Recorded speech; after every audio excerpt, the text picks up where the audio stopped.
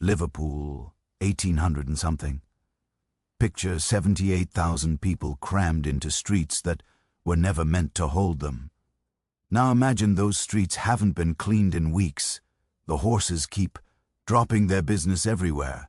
The chimneys never stop coughing up coal smoke. And somewhere in the middle of all this chaos, you're just trying to survive until tomorrow. Here's what it was actually like to live in one of the most powerful, most dangerous, and most foul-smelling cities on Earth. Before we dive into this, if you're enjoying falling asleep to stories like this one, tap that subscribe button and drop a comment telling me where you're listening from tonight and what time it is where you are. I love hearing from you, late-night listeners. Now then, let's get you to sleep. But first, get comfortable. Go ahead and adjust that pillow. Fluff it up a little. Find that perfect spot where your head just sinks in. Pull your blanket up higher if you need to. Tuck it around your shoulders. Let your body settle deeper into the mattress. Feel how soft it is beneath you, how clean your sheets are, how warm and safe you feel right now in this moment. Take a slow breath in and let it out. Notice how the air in your room doesn't burn your lungs, doesn't taste like cold smoke and horse manure, doesn't make your eyes water. That's a luxury you probably never think about. Clean air, a soft bed, a room that's yours. Hold on to that feeling. Remember it.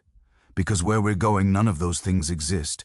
Your eyes open to darkness. Not the comfortable darkness of a bedroom with blackout curtains. This is a thick, damp, underground kind of dark. The kind that presses against your face like a wet cloth. You're lying on something that might have been a mattress at some point, maybe years ago. Now it's just a lumpy sack filled with straw that smells like it's been wet and dried, and wet again more times than anyone bothered to count. This is home, a cellar beneath a house on one of Liverpool's back courts, 8 feet below street level. The ceiling is so low that if you stand up straight, the top of your head brushes against the damp stones above. There's no window, no ventilation, just a narrow set of stairs leading up to a trap door that opens onto the courtyard. 45,000 people in this city live like this in cellars underground, like human moles burrowing beneath the grand Georgian buildings that the merchants built with their cotton money and their sugar money and their other money that nobody talks about anymore. You're not alone down here either. There's your sister curled up against the far wall. She's 14, works at the rope factory down by the docks, hasn't stopped coughing for 3 weeks now. There's an older man in the corner who you think might be named George. He pays 2p a night to sleep here. His breath rattles like there's something loose inside his chest.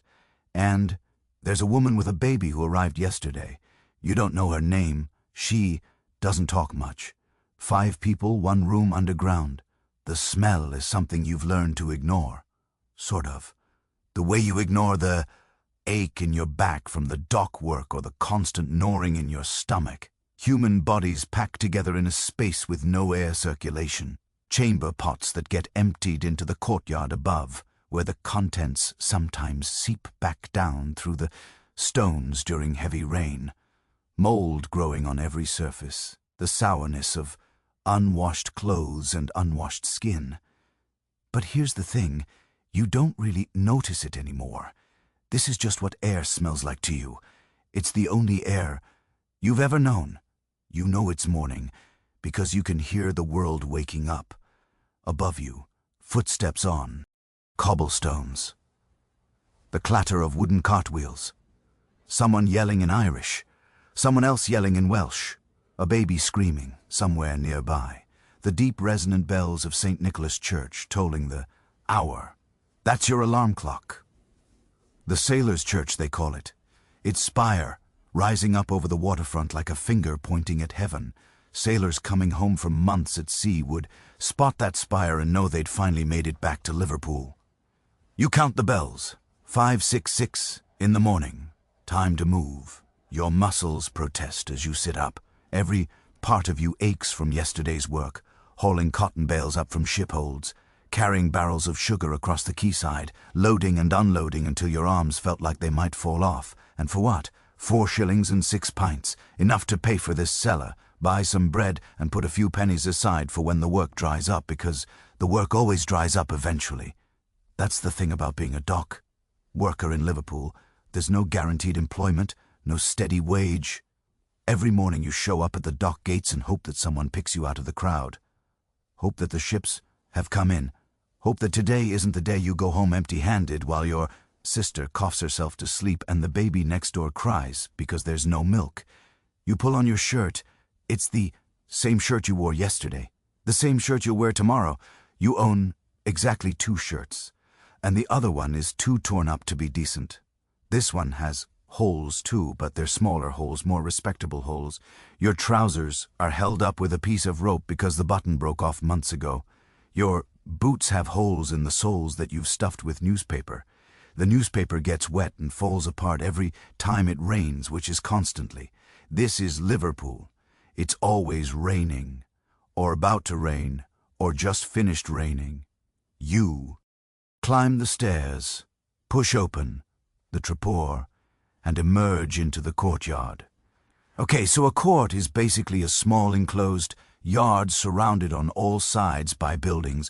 You can only get in or out through a single narrow passageway about 3 feet wide that leads to the main street. There's no paving, just bare earth that turns to mud whenever it rains, which again is always. There's a single pump in the corner that provides water for everyone who lives here. About 40 people, 1 pump. And next to the pump, there's the privy, 1 privy for 40 people. The privy is a pit in the ground, covered with a wooden seat. When it fills up, which it does regularly, someone is supposed to come empty it. In theory, in practice, it often overflows. The contents spill out across the courtyard. People track it into their homes on their boots. Sometimes it seeps down into the cellars below. This is why doctors keep saying Liverpool is the unhealthiest town in England. The average age of death here is 17 for working people. 17. In the countryside, people live into their 30s. In London, they make it to the mid-20s on average. But Liverpool, if you're working ass in Liverpool, you're lucky to see 20. You're 19 already. Living on borrowed time by the statistics. The air in the courtyard is thick with coal smoke. Every house in Liverpool burns coal. Every factory, every ship in the harbour has its boilers going. The smoke rises up and gets trapped under the low clouds that always seem to hang over the city.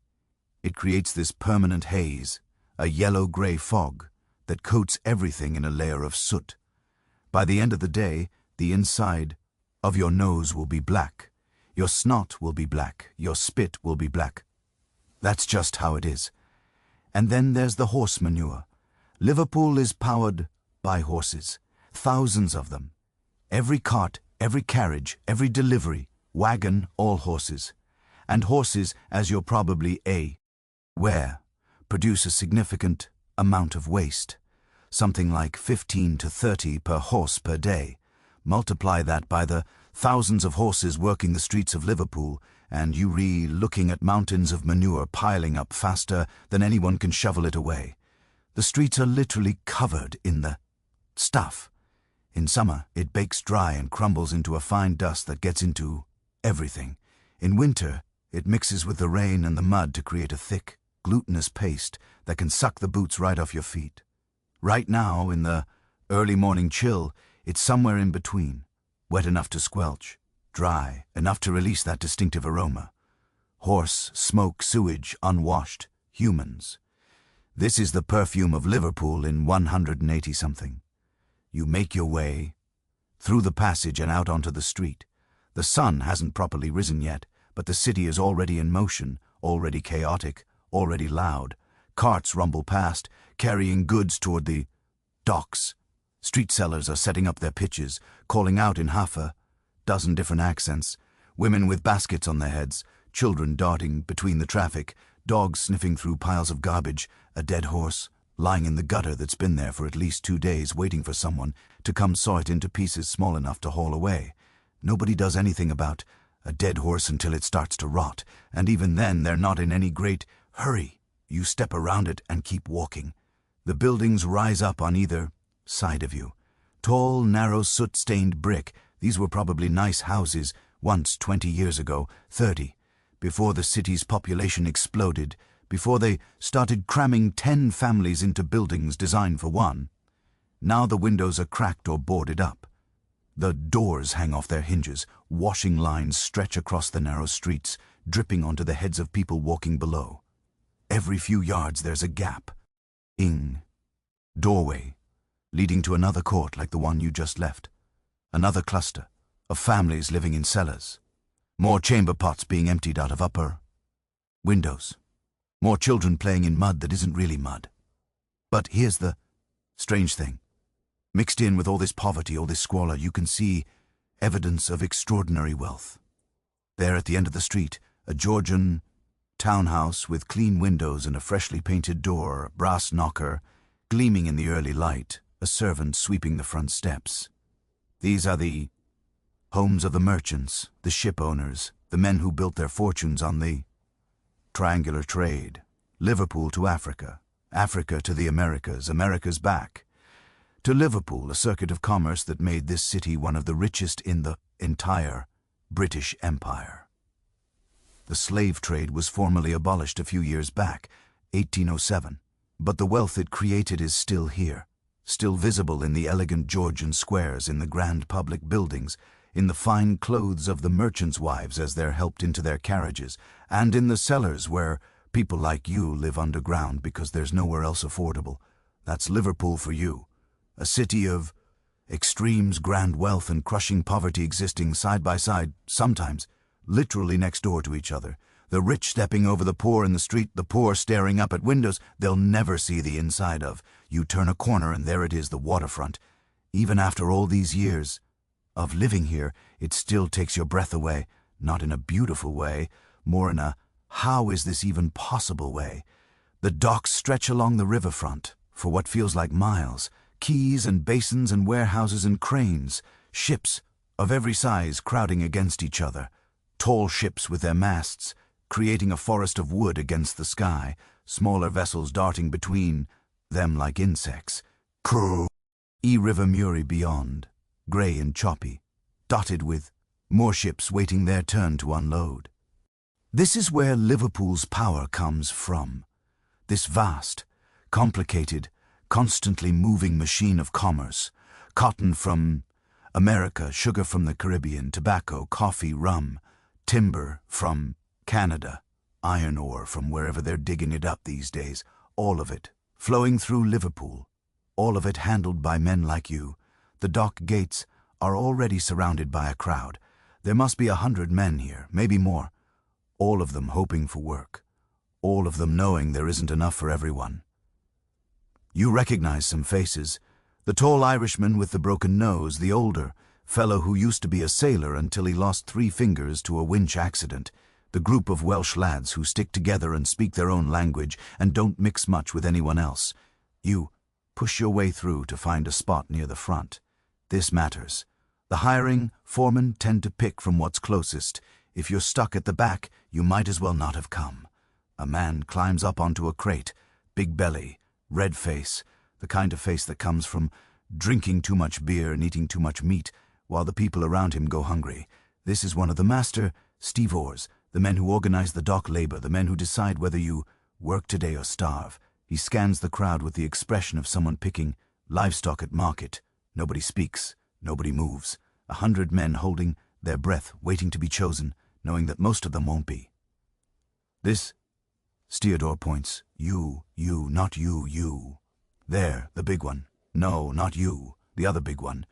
You and you. His finger sweeps across the crowd like a scythe, cutting away the ones he wants, leaving the rest to wither. He points at you. You step forward, trying not to look too eager, trying not to look too relieved, acting like you expected this all out. Like there was never any doubt. You're in. Today at least you'll work. Today you'll eat. Today your sister might have enough for a bit of broth to ease her coughing. Tomorrow is tomorrow's problem. The stevedore waves you and the other chosen ones toward the quay. Behind you the unchosen begin to drift away. Some will try their luck at other dock gates. Some will look for different work. Some will give up and go home to tell their families that there's nothing today. You don't look back. You can't afford to. The clock is ticking. The ships are waiting. And somewhere, below their wooden decks, Hundreds of tons of cargo need to be moved by human hands. Your hands. The hull of the ship looms above you like a cliff face. The smell here is different from the street. Salt, tar, the particular mustustiness of cotton bales that have spent weeks at sea. Wet rope, fish, something that might be spices. A ladder leads up to the deck. You climb without hesitation, hand over hand. Your body knows this routine, even if your mind is still waking up. At the top, a crew member barely glances at you before pointing toward the hold. Down you go into the belly of the beast. It's dark down here. A few oil lamps providing just enough light to avoid tripping over things. The hold is packed with cargo, bales of cotton, each one weighing several hundred lb. Barrels of sugar, sticky and sweet-smelling, crates of tobacco that make your eyes water. Your job is simple. Pick it up, carry it out, set it down on the quay, go back for more, repeat over and over for the next 12 hours, maybe 14, however long it takes to empty the hold. No breaks, no food provided, no water unless you brought your own. You brought your own. A leather flask filled from the courtyard, pumped this morning. The water tastes like rust and something else you'd rather not think about. But it's wet, and after a few hours of howling cotton, you'll drink anything. The first bale is the hardest. Cold, muscles straining against dead weight. You hook your cotton hook into the burlap and pull, drag it across the rough planks of the hold, wrestle it up the ladder across the deck, down the gangplank, onto the quay where other men are stacking it into carts, then back, down for another one, and another and another. The hours blur together. Your world shrinks to the simple rhythm of labor. Lift, carry, set down, return. The sun rises somewhere beyond the smoke haze. You can tell because the light changes, gets brighter, gets warmer, though you barely notice. Down in the hold it's always the same murky dimness. By midday your arms are trembling. Your back is screaming. There's a blister forming on your right hand where the cotton hook rubs against your palm. You ignore it. Everyone here has blisters. Blisters are just part of the deal. One of the other laborers, a young man about your age, collapses against a stack of crates. His name is James or John, something like that. You've worked alongside him a few times but never really talked. There's not much talking down here, not much breath to spare for conversation when every bit of air you have is going into moving cargo. He's pale, sweating despite the chill of the hold. His hands are shaking. When did you eat last, you ask him. He has to think about it for a moment. Yesterday, maybe the day before. You reach into your pocket and pull out the piece of bread you brought from home. Half a loaf, really. You'd been saving it for later, for when the hunger really hit. But this lad looks like he's about to faint, and if he faints, the steward might not hire him tomorrow. Might not hire anyone who associates with him either. That's how it works. Weakness is contagious, or at least the bosses treat it that way. Here, eat this. He looks at you like you've just offered him a bag of gold. It's just bread, stale bread at that. But down here in the hold of this ship, surrounded by millions of pounds worth of cargo that neither of you will ever own even a fraction of, a piece of stale bread can save a life. He eats, you go back to work. This is Liverpool. This is survival. This is the early 1800s and the sun is barely at its peak. The church bells toll again somewhere in the distance. St. Nicholas problem. That familiar sound carrying over the rooftops and the smoke and the chaos of the docks, reminding everyone that time is passing, that the day is moving forward, even when it feels like you're trapped in an endless loop of lifting and carrying and setting down.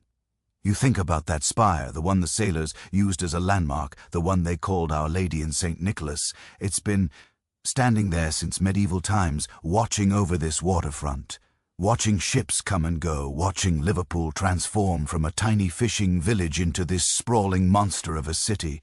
You wonder what the church thought of all those slave ships that used to sail from these docks.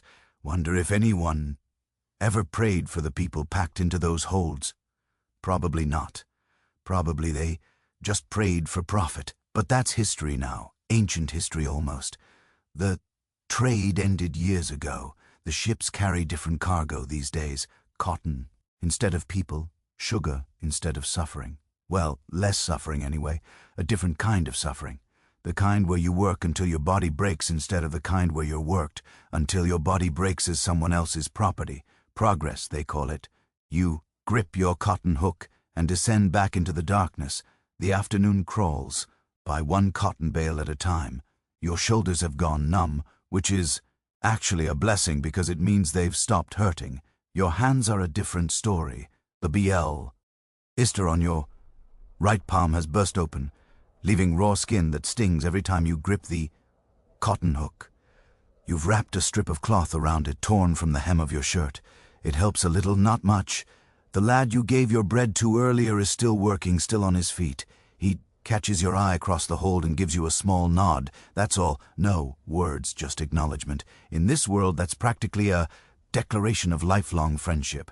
The hold is emptying out. What started as a solid wall of cargo has become a scattered collection of stragglers, the final bales, the last few barrels, the crates that got shoved into corners and forgotten until now. You can see the ship's ribs now, the wooden bones of the vessel exposed where the cargo used to be. There's bilge water sloshing around at the bottom, black and foul, smelling. You try not to step in it. You fail. One more trip, then another. Then, finally, blessedly, the stevedore appears at the top of the ladder. That's it, lads, she's empty. You climb out of the hold for the last time. The fresh air hits you like a slap. Well, fresh is probably too strong a word. The air on deck still smells like Liverpool, still has that characteristic blend of smoke and salt and sewage, but compared to the stale, suffocating atmosphere of the hold, it feels like breathing mountain air. The sun is going down, has been going down for a while now. Apparently you were so focused on the work that you didn't notice the light changing, didn't notice the shadows lengthening across the quay, didn't notice that you've been at this for nearly 12 hours. Your body notices. Now, though, all at once, every muscle, every joint, every fiber of your being screaming that it wants to lie down and never get up again. But first, payment. The stevedore has set up a little table near the warehouse. He's got a ledger open in front of him and a cash box at his elbow. The workers line up, shuffling forward one by one to receive their wages.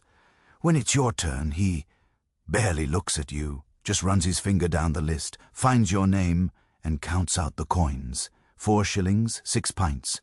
You take the money and step aside. 4 and 6 for 12 hours of back-breaking labor.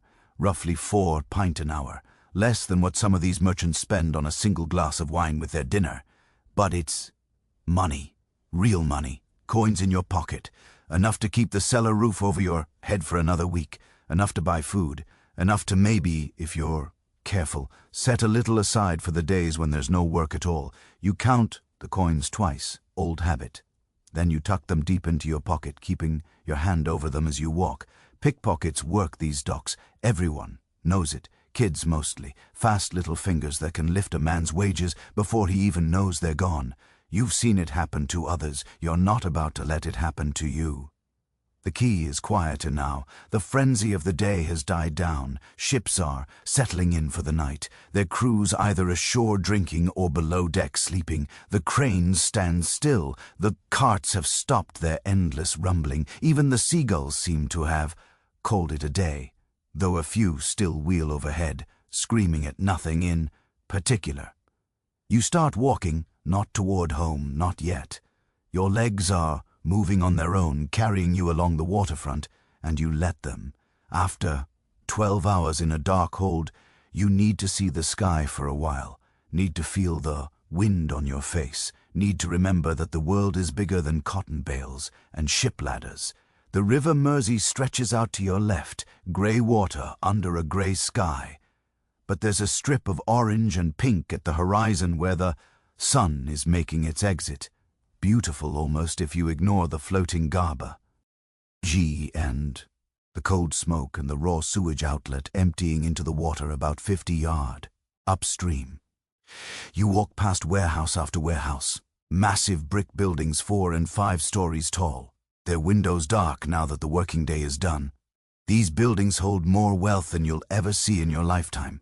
Cotton worth thousands of pounds, sugar, tobacco, rum, all of it sitting behind those locked doors, guarded by night watchmen with cudgels and dogs.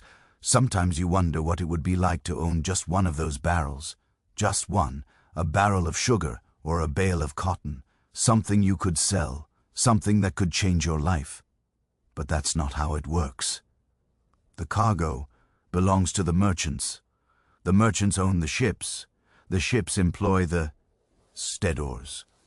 The stevedores hire you, and at the end of the chain you get 4 pence an hour to move someone else's wealth from one place to another. That's the system. That's how it's always been. You keep walking, the waterfront curves around, and suddenly you're looking at something different, something that doesn't quite fit with the warehouses and the wharves and the general grime of the docks. A building, no, not just a building, a palace, the Liverpool town. Hall rises up from the street like it wandered in from some other city entirely, some clean, elegant, civilized city where people don't live in cellars and children don't work in rope factories, and the average person lives past 17. It's enormous. Columns across the front, tall windows, gleaming in the last of the daylight, stone that's actually white or close to it instead of the soot-stained grey of everything else in Liverpool. There's a dome on top, and on top of the dome a statue. You've seen this building before, obviously. You've walked past it 100 times, but you've never really looked at it. Never stood here with 4 shillings and 6 pints in your pocket and actually thought about what it represents. The town hall is where the power lives, where the merchants meet to discuss their business, where the council makes decisions about the city, where balls are held in grand ballrooms while people like your sister cough blood into their handkerchiefs. That statue on top, you've heard people say it's Minerva. Or maybe they said Britannia, some goddess or other. She's holding something, a spear maybe, or a shield. It's hard to tell from down here. She's just a dark shape against the darkening sky looking down on all of it. The docks, the warehouses, the courts and cellars, the whole messy, stinking, magnificent disaster of a city. Wonder what she thinks of us, you mutter to nobody in particular. A man walking past gives you an odd look. You ignore him. The building wasn't always like this. You know, someone told you once, one of the older dock workers who's been around long enough to remember things. There was a fire back in 179 something. The whole place burned. Took years to rebuild. Cost a fortune. A fortune that came from the ships in the harbor, from the cargo in the warehouses, from the trade. All of it. Every carved column, every pane of glass, every tile on that domed roof, paid for by the things that pass through this port, including the things that used to scream. You don't like to think about that too much. Nobody does. It's history now. Ancient history. The slave trade ended before you were born, but sometimes when you're hauling cotton up from a ship's hold, you wonder if this is the same hold where people were once packed in like cargo. If these are the same chains repurposed to secure barrels instead of wrists. Probably not. Probably they use different ships now, different equipment. Probably. A carriage rattles past, and you step back to avoid the splash of mud from its wheels. Through the window you cat. A glimpse of the passengers. A man in a tall hat. A woman in silk, jewels at her throat catching the lamplight. They don't see you. People like that never see people like you. You're part of the scenery, part of the machinery, the invisible hands that move their cargo and clean their streets and disappear back into the cellars when the work is done. The carriage stops in front of the town hall. A footman jumps down to open the door. The man in the tall hat steps out, first, then turns to help the woman. They're laughing about something, some joke you'll never hear, some world you'll never enter. They disappear through the grand front doors, and just like that, they're gone, swallowed up by a building you'll never set foot inside. You should go home. Your sister is waiting. Your legs are about to give out. There's nothing for you here except a view of a life you'll never have. But you stand there for another minute. Anyway, watching the lamplighters work their way down the street, watching the windows of the town hall begin to glow as candles are lit inside, imagining the ballrooms, the crystal chandeliers, the tables groaning with food. Your stomach growls loudly. Right, time to go. You turn away from the town hall and start walking toward the maze of streets that will eventually lead you home. The evening crowd is different from the morning crowd. Fewer carts and workers, more people heading to and from the pubs, more laughter, more shouting, more of the particular energy that comes when the working day ends and the drinking begins. Liverpool has a lot of pubs. Someone once told you that if you lined up every drinking establishment in the city end to end, they'd stretch for 11 and 12 miles. You don't know if that's true. You've never tried to count, but it sounds about right. On every street, every corner, there's somewhere to buy beer or gin or rum, somewhere to spend the wages you just earned, somewhere to forget for a few hours that you'll have to do it all again tomorrow. You're tempted. Your throat is dry.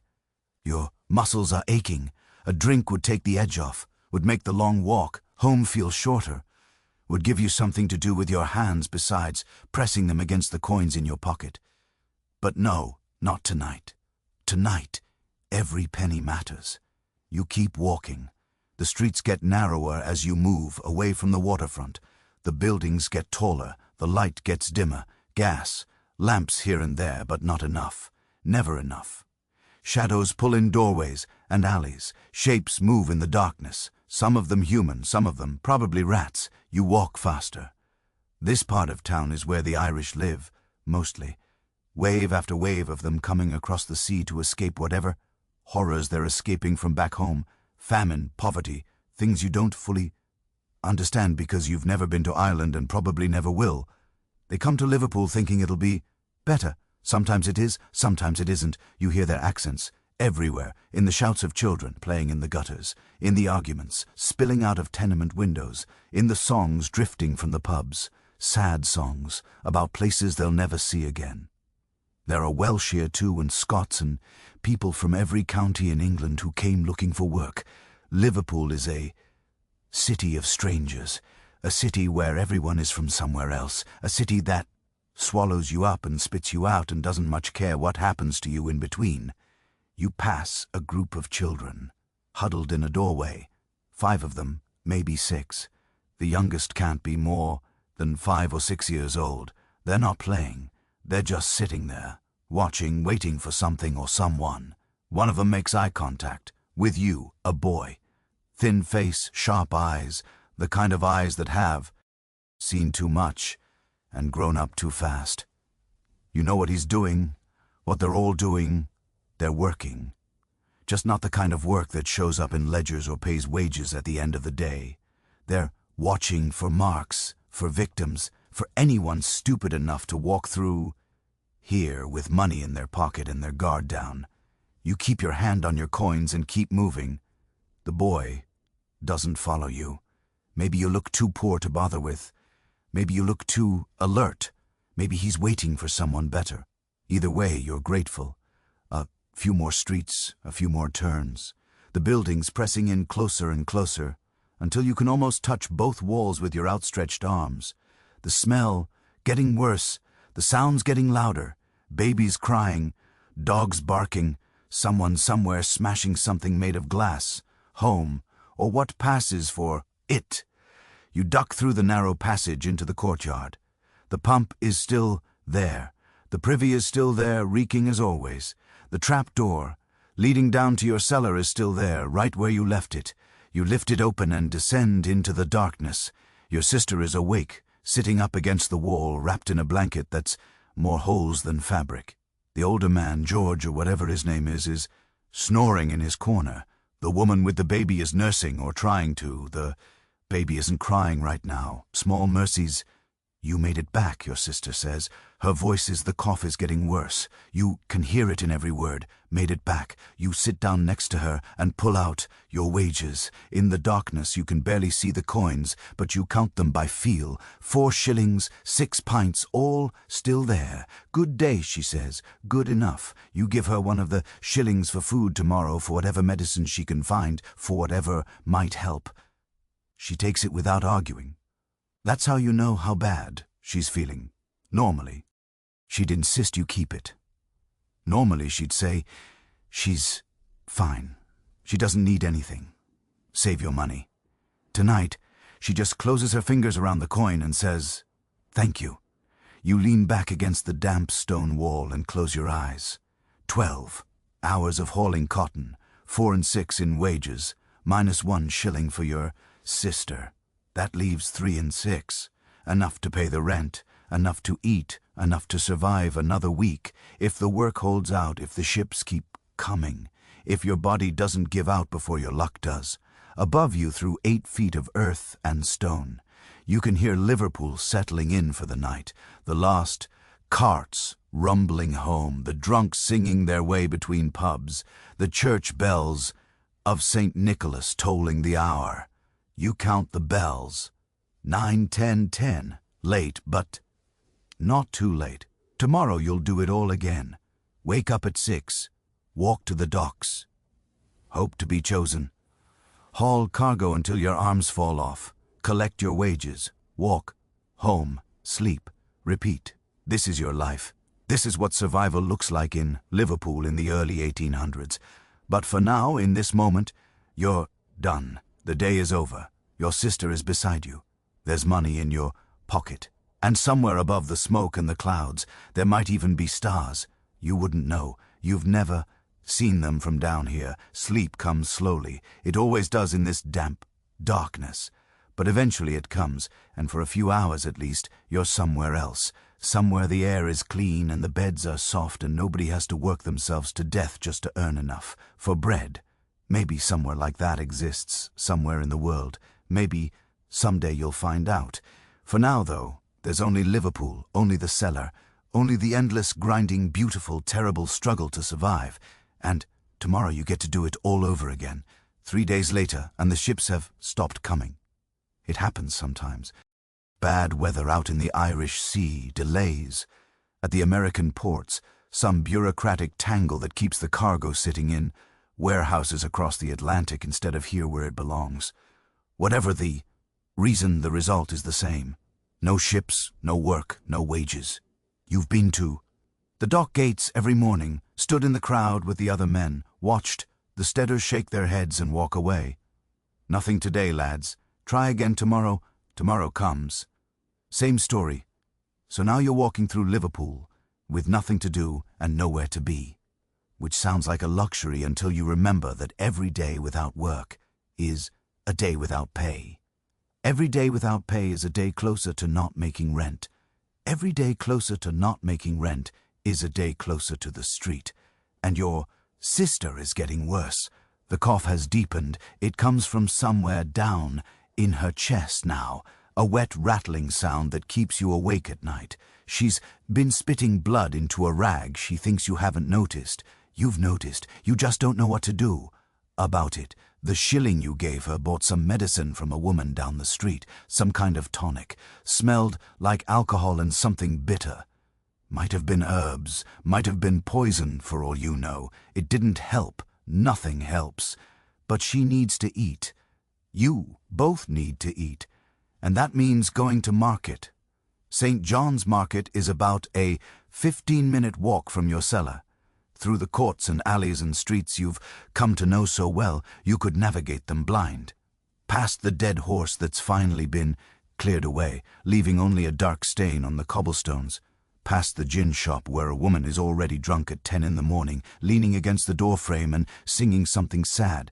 Past the children who are definitely pickpockets, and the children who are probably pickpockets, and the children who are just children, thou. It's hard to tell the difference sometimes. You keep your hand on your coins. 2 shillings and 3 pence left. That's all that stands between you and nothing. The market announces itself before you see it. First the noise, a roar of voices that grows louder with every step. Hundreds of people shouting over each other, vendors calling out their wares, customers haggling, children screaming, dogs barking. Somewhere someone is playing a fiddle, though you can barely hear it over the chaos. Then the smell. Oh God, the smell. Fish. That's the first thing that hits you. Raw fish. old fish. Fish that's been sitting out since dawn and is starting to get ideas about its future. It mingles with the meat smell, blood and sawdust and something dry that might be rabbit or might be cat. Hard to tell. Nobody asks too many questions at St. John's Market. Under that, vegetables, cabbage and onions and potatoes, some of them fresh, some of them not so fresh, all of them adding their own particular notes to the symphony of stench. Crushed produce on the floor, ground into the stone by 1,000 passing feet, spilled liquids, rotting scraps, and of course, people unwashed, sweating, packed in, shoulder to shoulder.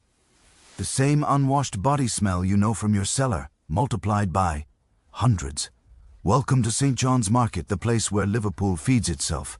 You step through the entrance and into the crush. The building is enormous. Vast iron-roofed hall that stretches out in every direction, supported by cast iron columns that rise up like the trunks of metal trees. Light filters down through glass panels in the ceiling, illuminating the chaos below. Stalls and tables and stands crammed together with barely enough room to walk between them. Every inch of space put to use. Every surface covered in something for sale. This is cutting edge, apparently modern engineering, the iron. Frame, the glass roof, all of it. Designed to bring order to the chaos of street markets, to provide shelter, to improve hygiene. The hygiene part might need some work. The floor is slick with something you'd rather not identify. Your boots squelch with every step. Woman pushes past you carrying a basket of eels still wriggling. A man is butchering a pig right there in the middle of the aisle, blood running into the cracks between the stones. 2 children are fighting over what appears to be a dropped turnip. You navigate through it all, keeping your head down, keeping your hand on your money, keeping your eyes open for both bargains and threats. The fish section is the worst, or maybe the best, depending on your perspective. The fish is cheap here, really cheap. Herring at a halfpenny a piece. Fish heads for almost nothing, which can make a decent soup if you know what you're doing. The problem is the smell and the flies and the nagging suspicion that some of this fish has been here long enough to apply for citizenship. But protein is protein. You can't afford to be picky. How much for the herrings? You ask a woman behind one of the stalls. She's got a face like leather and hands that have clearly gutted about 1 million fish. She looks you up and down, assessing, deciding how much she can squeeze out of you. Penny for 2, she says. You shake your head. Halfpenny each. So 2 for a penny is robbery. A girl pushing a handcart nearly takes out your knees. You step aside without breaking eye contact with the fish woman. 3 for a penny, she offers. Better. You hand over the coin and she raps. 3 small herrings in a piece of paper that's already translucent with old fish. Oil. The smell is going to be with you for the rest of the day, but at least there'll be dinner tonight. You move on past the cheese sellers with their wheels of hard yellow cheese that you can't AF. Forward. Past the bread stalls where the loaves are actually reasonably priced. But, you know, a bakery closer to home that's cheaper still. Past the meat section, where butchers are hawking everything from beef to pork to things that are probably beef or pork but might also be horse. Horse meat is illegal to sell. Everyone knows this. Everyone also knows that some of these butchers aren't exactly strict about the regulations. If it's cheap enough, people don't ask questions. Hunger has a way of making you flexible about these things. You stop at a vegetable stand. Potatoes, onions, cabbage, the holy trinity of poor people's cooking. A few potatoes and an onion combined with those herrings will make something almost like a meal, almost like enough. The vendor is a young man about your age, tired eyes, dirty fingernails. He looks like he's been here since before dawn and wants nothing more than to be somewhere else. 4 potatoes and an onion, you say. He weighs them out on a battered scale. 3p, he says. You hand over the coins. Your stash is shrinking. 1 shilling and 11p left. A week ago you felt almost comfortable. Now you're watching every halfpenny like it might be your last. The vegetables go into your pockets alongside the fish. You must look ridiculous, lumpy and misshapen, and smelling like the catch of the day. But that's the price of not having a basket. Baskets cost money. money you don't have. You're about to leave when something catches your eye. A commotion near the entrance, raised voices, a crowd forming around something you can't see. You should ignore it. It's none of your business. Getting involved in other people's problems is a good way to create problems of your own. But curiosity wins. It always does. You push through the crowd until you can see what's happening. A man has a boy by the collar. The man is red-faced and furious, shaking the boy like a rag doll. The boy is maybe 10, 11, skinny, quickle-looking, familiar somehow. You recognize him. It's the kid from the doorway, the one who watched you walk past the other night with those sharp 2 old eyes. Caught him with his hand. In me pocket. The man is shouting, "Little thief!" Someone called the watchman. The boy isn't struggling, isn't crying, isn't doing anything except staring straight ahead with an expression that says he knows exactly what's coming and has already accepted it. This is what happens to pickpockets when they get caught. Sometimes it's a beating, sometimes it's the watchman, and then the courts, and then prison or transportation. Or worse, a boy that age could be sent to Australia, could be hanged. Technically, though they don't hang children for petty theft anymore. Usually the crowd is growing. People love a spectacle. Even here, surrounded by fish guts and rotting vegetables, they'll stop to watch someone else's misery. Makes them feel better about their own. Maybe someone should do something, a woman mutters. Not that she's volunteering. The man shakes the boy again. "Where's me money? What did you do with it?" The boy says nothing. His silence seems to make the man angrier. "You should walk away. This isn't your problem. That boy would have robbed you if he'd had the chance. He's a thief, a criminal, whatever happened to him. He brought it on himself. But he's also a child. A hungry, desperate child doing what hungry, desperate children do. And you remember what it was like before the dock work, before you were big enough to lift cotton bales, before anyone would hire you for anything. You remember the streets, the hunger, the things you did that you don't like to think about anymore. You push forward before you can talk yourself out of it. Hold on, you say. The words are out before you can stop them. Just hold on a minute. The man turns. What's it to you? You don't have a good answer for that. So, you make something up. He's my brother's boy, my nephew. I know him. He's not right in the head. See? Doesn't know what he's doing half the time. The lie comes easily, too easily. The man's grip on the boy's collar loosens just slightly. "Your nephew," he says, suspicious. "That's right. I'll make it good. Whatever he took, I'll pay for it. You have no idea what you're doing. This is stupid. This is dangerous. This is going to cost you money you can't afford to lose." But the boy is looking at you now. Those sharp eyes suddenly uncertain, confused. Nobody's ever stepped in for him before. That much is obvious. The man considers. He's still angry, but he's also practical. A bird in the hand and all that. He took 2 shillings, he says. That's a lie. There's no way this man had 2 shillings in his pocket. Not dressed like that. Not here. You'd bet your life the actual amount was 6p or less. He took 6p, you say? Maybe 8. That's what these kids usually go for. Quick grabs, small amounts, anything more, and they can't run fast. Enough. The man's face tells you you're right. Fine, he growls. 8 pesos and you keep him away from this market, or next time I'll break his fingers myself.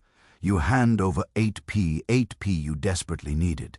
8p that represents meals, security, survival.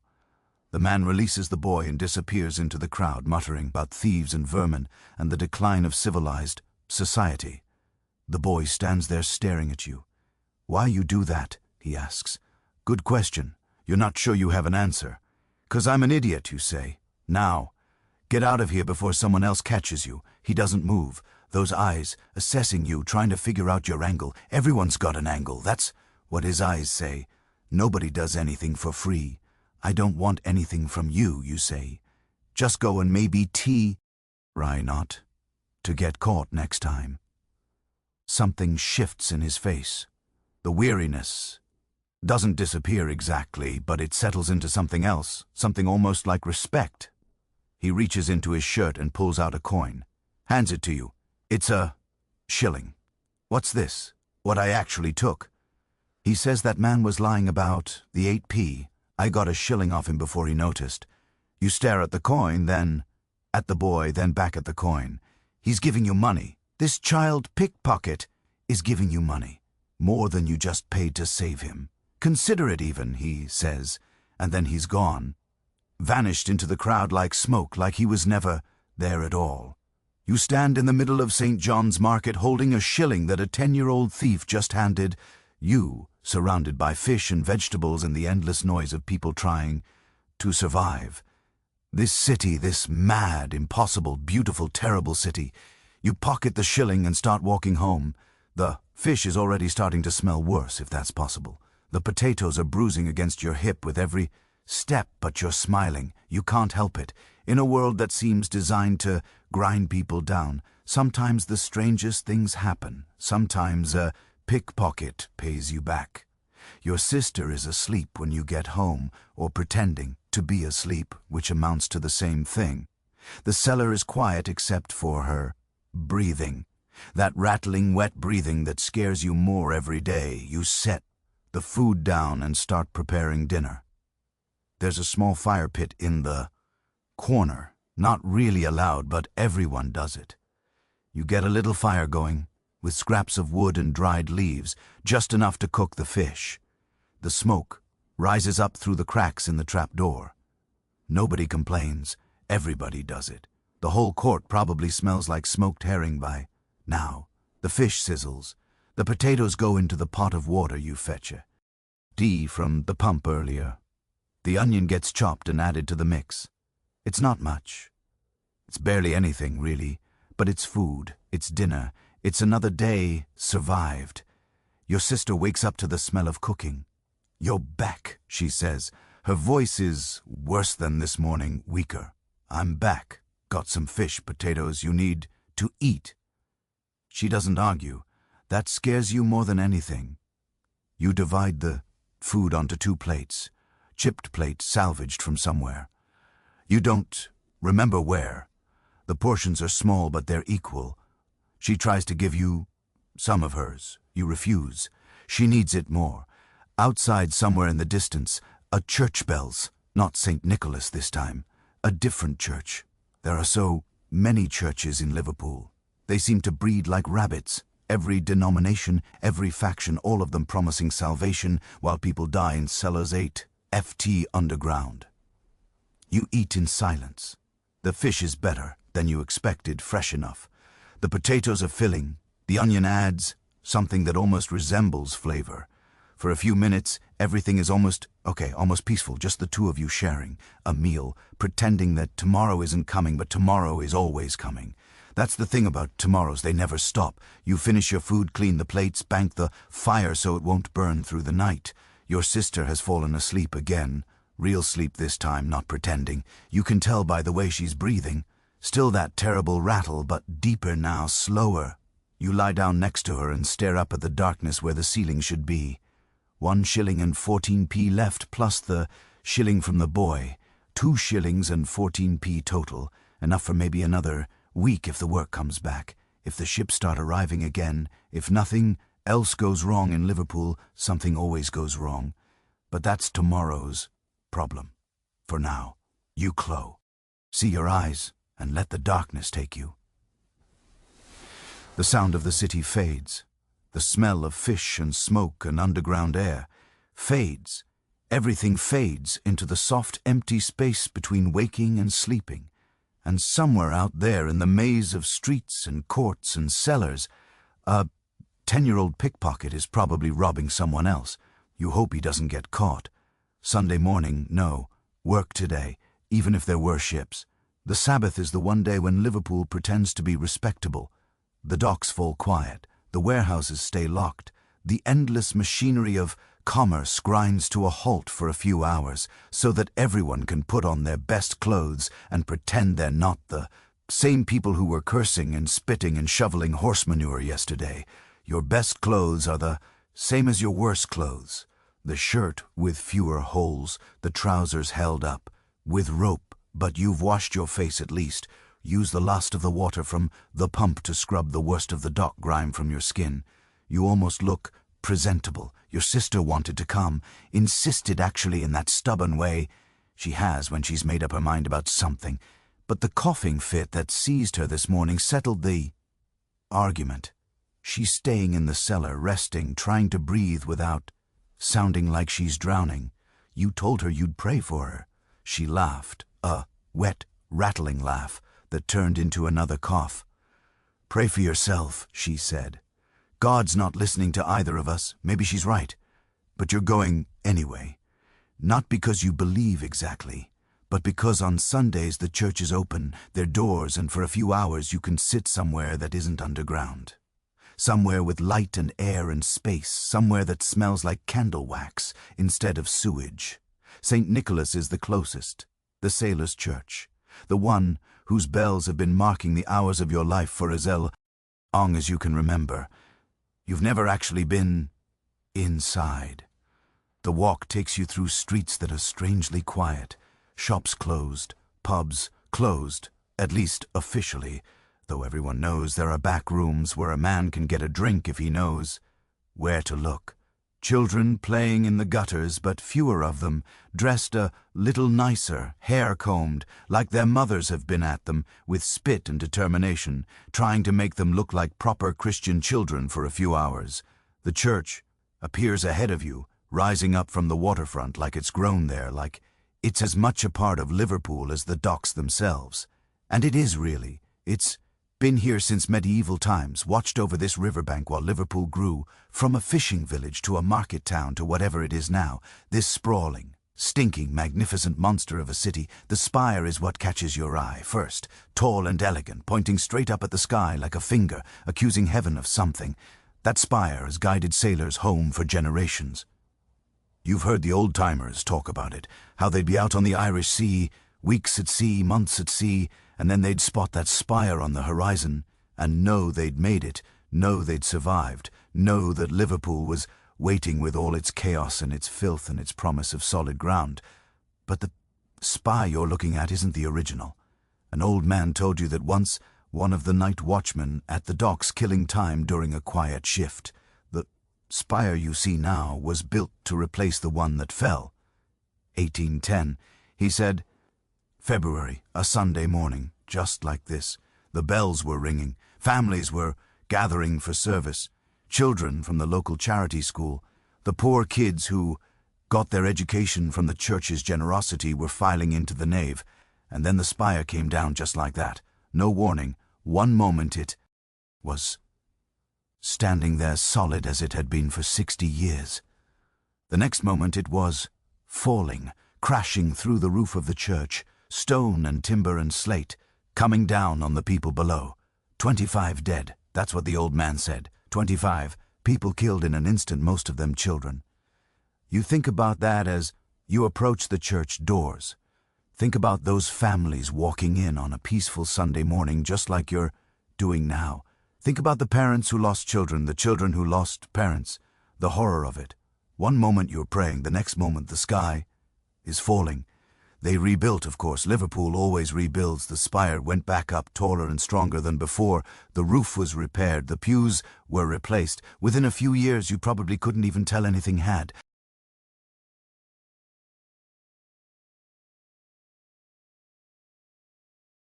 happened, unless you knew where to look. You step through the doors and into the church. The smell hits you first. Candle wax. Incense, something floral probably, from the arrangements near the altar. It's so different from everything outside that for a moment you just stand there breathing it in. The space is larger than you expected. High ceiling, tall windows letting in the grey Liverpool light, wooden pews, stretching toward the altar already, filling up with worshippers. Working people mostly, though you spot a few finer coats near the front, the merchants who choose to worship here instead of at one of the fancier churches inland. You find a seat near the back. Slide onto the hard wooden bench and try to make yourself small, unnoticeable, just another poor soul seeking a few hours of peace. The service begins. The vicar's voice drones on, rising and falling in that particular rhythm that church voices have. You don't really listen to the words. They wash over you like the sound of the sea, comforting in their familiarity, even if the meaning doesn't quite land.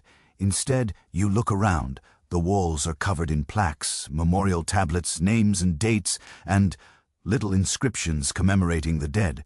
Some of them are clearly wealthy people, ship owners, merchants, men of standing and substance. Their tablets are large, ornate, carved with angels and anchors and other symbols of maritime prosperity. Others are simpler, small brass plates with names you don't recognize. Sailors, probably men who died at sea and never came home. Men whose bodies are somewhere at the bottom of the Atlantic, but whose names at least made it back to Liverpool. And then there are the ones from 1810. You spot them near the side entrance, a group of tablets clustered together, smaller than the merchant memorials, less elaborate, but there are so many of them, name after name after name. The children: Mary, aged 9, William, aged 7, Elizabeth, aged 11. The names blur together, a whole generation of Liverpool's poor wiped out in an instant because a spire that had stood for 60 years decided that this Sunday, this particular Sunday, was the day it would fall. You wonder if anyone saw it coming, if there were cracks in the stonework, warning signs that people ignored because the spire had always been there and surely always would be, or if it really was that sudden, that random, that cruel. Life in Liverpool teaches you that things can change in an instant, that the ground beneath your feet is never as solid as it seems, that everything you have can be taken away before you even have time to scream. But still, children in church on a Sunday morning, that seems like a particular kind of cruelty, the kind that makes you wonder if your sister is right about God not listening. The service ends. People begin to file out, nodding to neighbors, exchanging quiet greetings. You stay in your pew for a moment longer, still looking at those memorial tablets. A voice interrupts your thoughts. Lost someone, did you? You turn. An old man has settled onto the pew beside you. He's ancient, face like a weather-beaten cliff, hands gnarled and spotted with age. But his eyes are sharp, bright, the eyes of someone who's seen everything and is still somehow paying attention. No, you say, just looking. He nods, follows your gaze to the tablets on the wall. 1810. He says, I remember it. You look at him more closely. He'd have to be ancient to remember something from over 20 years ago, but he looks ancient, maybe old enough. I was a boy, he continues, not much, older than those children. Would have been in that church myself, except I was sick that morning. My mother kept me home. He says it flatly. No drama, just a fact. Sometimes I think about that, he says. All those years I've had, all the voyages, all the places I've seen, and I only got them because I had a fever that Sunday morning. You don't know what to say to that, so you don't say anything.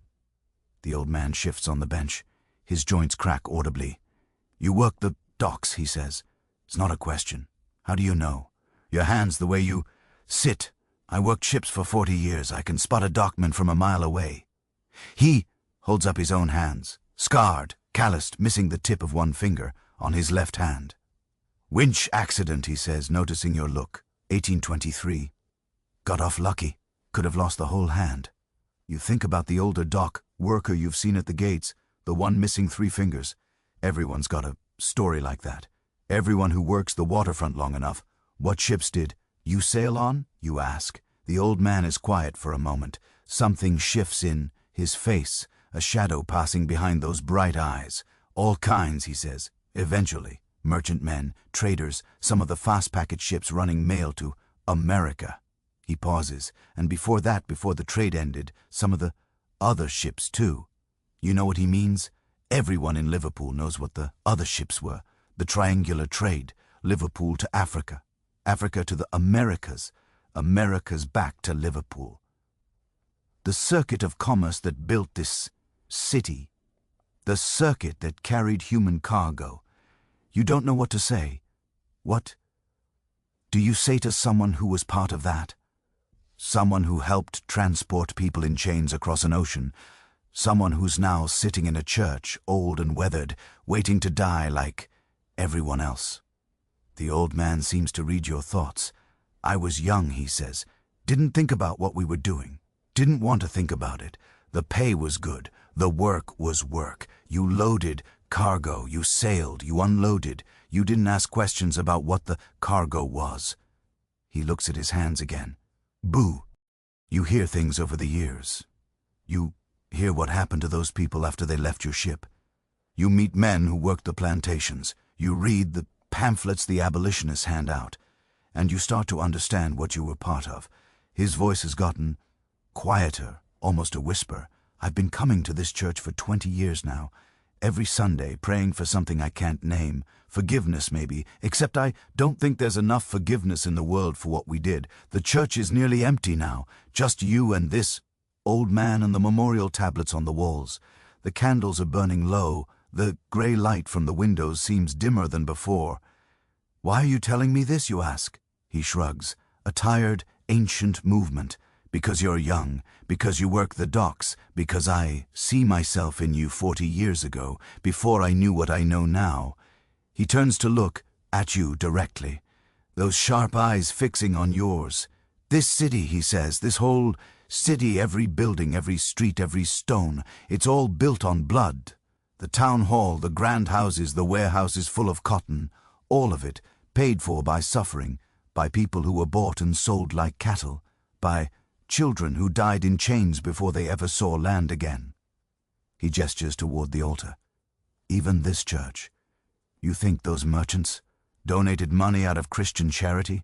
They donated to ease their consciences, to buy their way into heaven, to pretend that they weren't monsters. His hand falls back to his lap.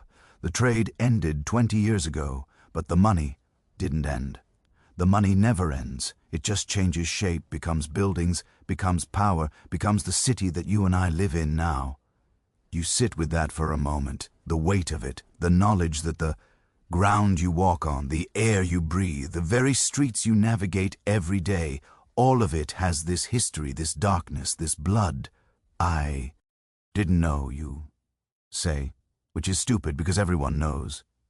But knowing and understanding are different things. Nobody knows, the old man says. Not really. That's how we live with it. We don't look too close. Don't ask too many questions. Don't think about what's buried under our feet. He struggles to his feet, his knees popping like damp firewood. I've taken enough of your Sunday, he says. You've got a life to get back to. A sister to take care of, if I heard right. You don't remember mentioning your sister, but old men hear things. Liverpool is a small city in some ways. Everyone's business is everyone's business. He reaches into his pocket and pulls out a coin, presses it into your hand. It's a shilling for the girl, he says. Get her some decent medicine. Not that rubbish they sell in the market. You try to give it back. He refuses. Consider it an old man's penance, he says. 1 shilling out of a lifetime of wages earned the wrong way. It's not enough. It'll never be enough. But it's something. And then he's gone, shuffling down the aisle, out the door, into the grey Liverpool morning. You sit there for a long time after holding the shilling, looking at the memorial tablets, thinking about the children who died when the spire fell, thinking about the children who died on ships crossing the Atlantic, thinking about your sister coughing in a cellar that was probably built with slave money. The candles gutter and die. The church grows darker. Eventually, someone comes to tell you they're closing up and you have to leave. You step out into the street. The waterfront stretches before you. Quiet on this Sunday afternoon. The ship's at anchor. The warehouse is locked. Everything waiting for Monday when the machinery of commerce will start grinding again. You look at St. Nicholas, at the spire that fell and was rebuilt, at the church that has watched over this harbour for centuries, that has blessed ships going out and welcomed them home, that has christened children and buried them, that has heard confessions from sailors and merchants and dock workers and everyone else who has passed through this city. The bells begin to toll, not calling people to service this time, just marking the hour. The same sound you've heard every day of your life, but it sounds different now. Heavier, like the bells are carrying something you didn't know about before. You pocket the shilling and start walking home, 3 shillings and 14p now. The old man's money plus what you had before. Enough for medicine, enough for food, enough to survive a little longer. Your sister is going to ask where you got it. You're not sure what you'll tell her. The truth seems too heavy, too complicated. How do you explain that an old slave ship sailor gave you a shilling out of guilt that's been festering for 40 years? Maybe you'll just say you found it or earned it somehow. A small lie to protect her from a bigger truth. That's what Liverpool does, what everyone in Liverpool does. Small lies to survive, big lies to sleep at night. And underneath it all, the truth that nobody wants to look at. The blood in the stones, the ghosts in the harbor, the weight of history pressing down on everyone who lives here. You walk home through streets that suddenly seem different, older, darker, full of stories you never thought to ask about. The cellar is waiting, your sister is waiting, tomorrow is waiting, but for now, you just walk 1 foot in front of the other through a city that has revealed for just a moment what it's built on. And you wonder if you'll ever see it the same way again. The ships came back on Tuesday. You heard them before you saw them. The shouting from the docks carrying over the rooftops. Ships in, ships in. Work today. You were out the door before your sister could say goodbye.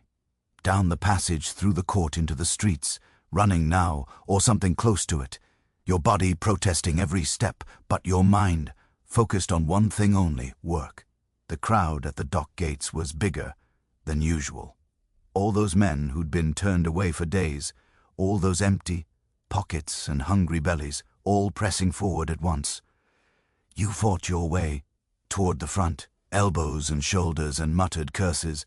Someone stepped on your foot. You stepped on someone else's. Nobody apologized. Nobody expected apologies.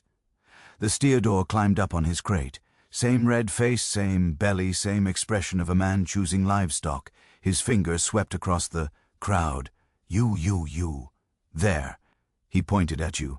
3 days of nothing and now, this. Work, wages, survival for another week. You didn't smile, didn't celebrate. Just stepped forward and followed the others toward the ships. That was 12 hours ago. Now you're walking home with 4 shillings and 6 pints in your pocket. Same as before. Your arms are screaming. Your back is a solid mass of pain. The blister on your hand is reopened and there's blood mixed with the dirt on your palm. But you're smiling anyway. Can't help it. Money means medicine. Medicine might help your sister. Might not, but might is better than nothing. The route home takes you through parts of Liverpool you don't usually see. You're too tired to take the direct path, the one that leads through the worst of the courts and alleys, so you're wandering, taking the longer way, the way that leads past actual buildings instead of just tenements stacked on top of each other. That's how you end up on this particular street.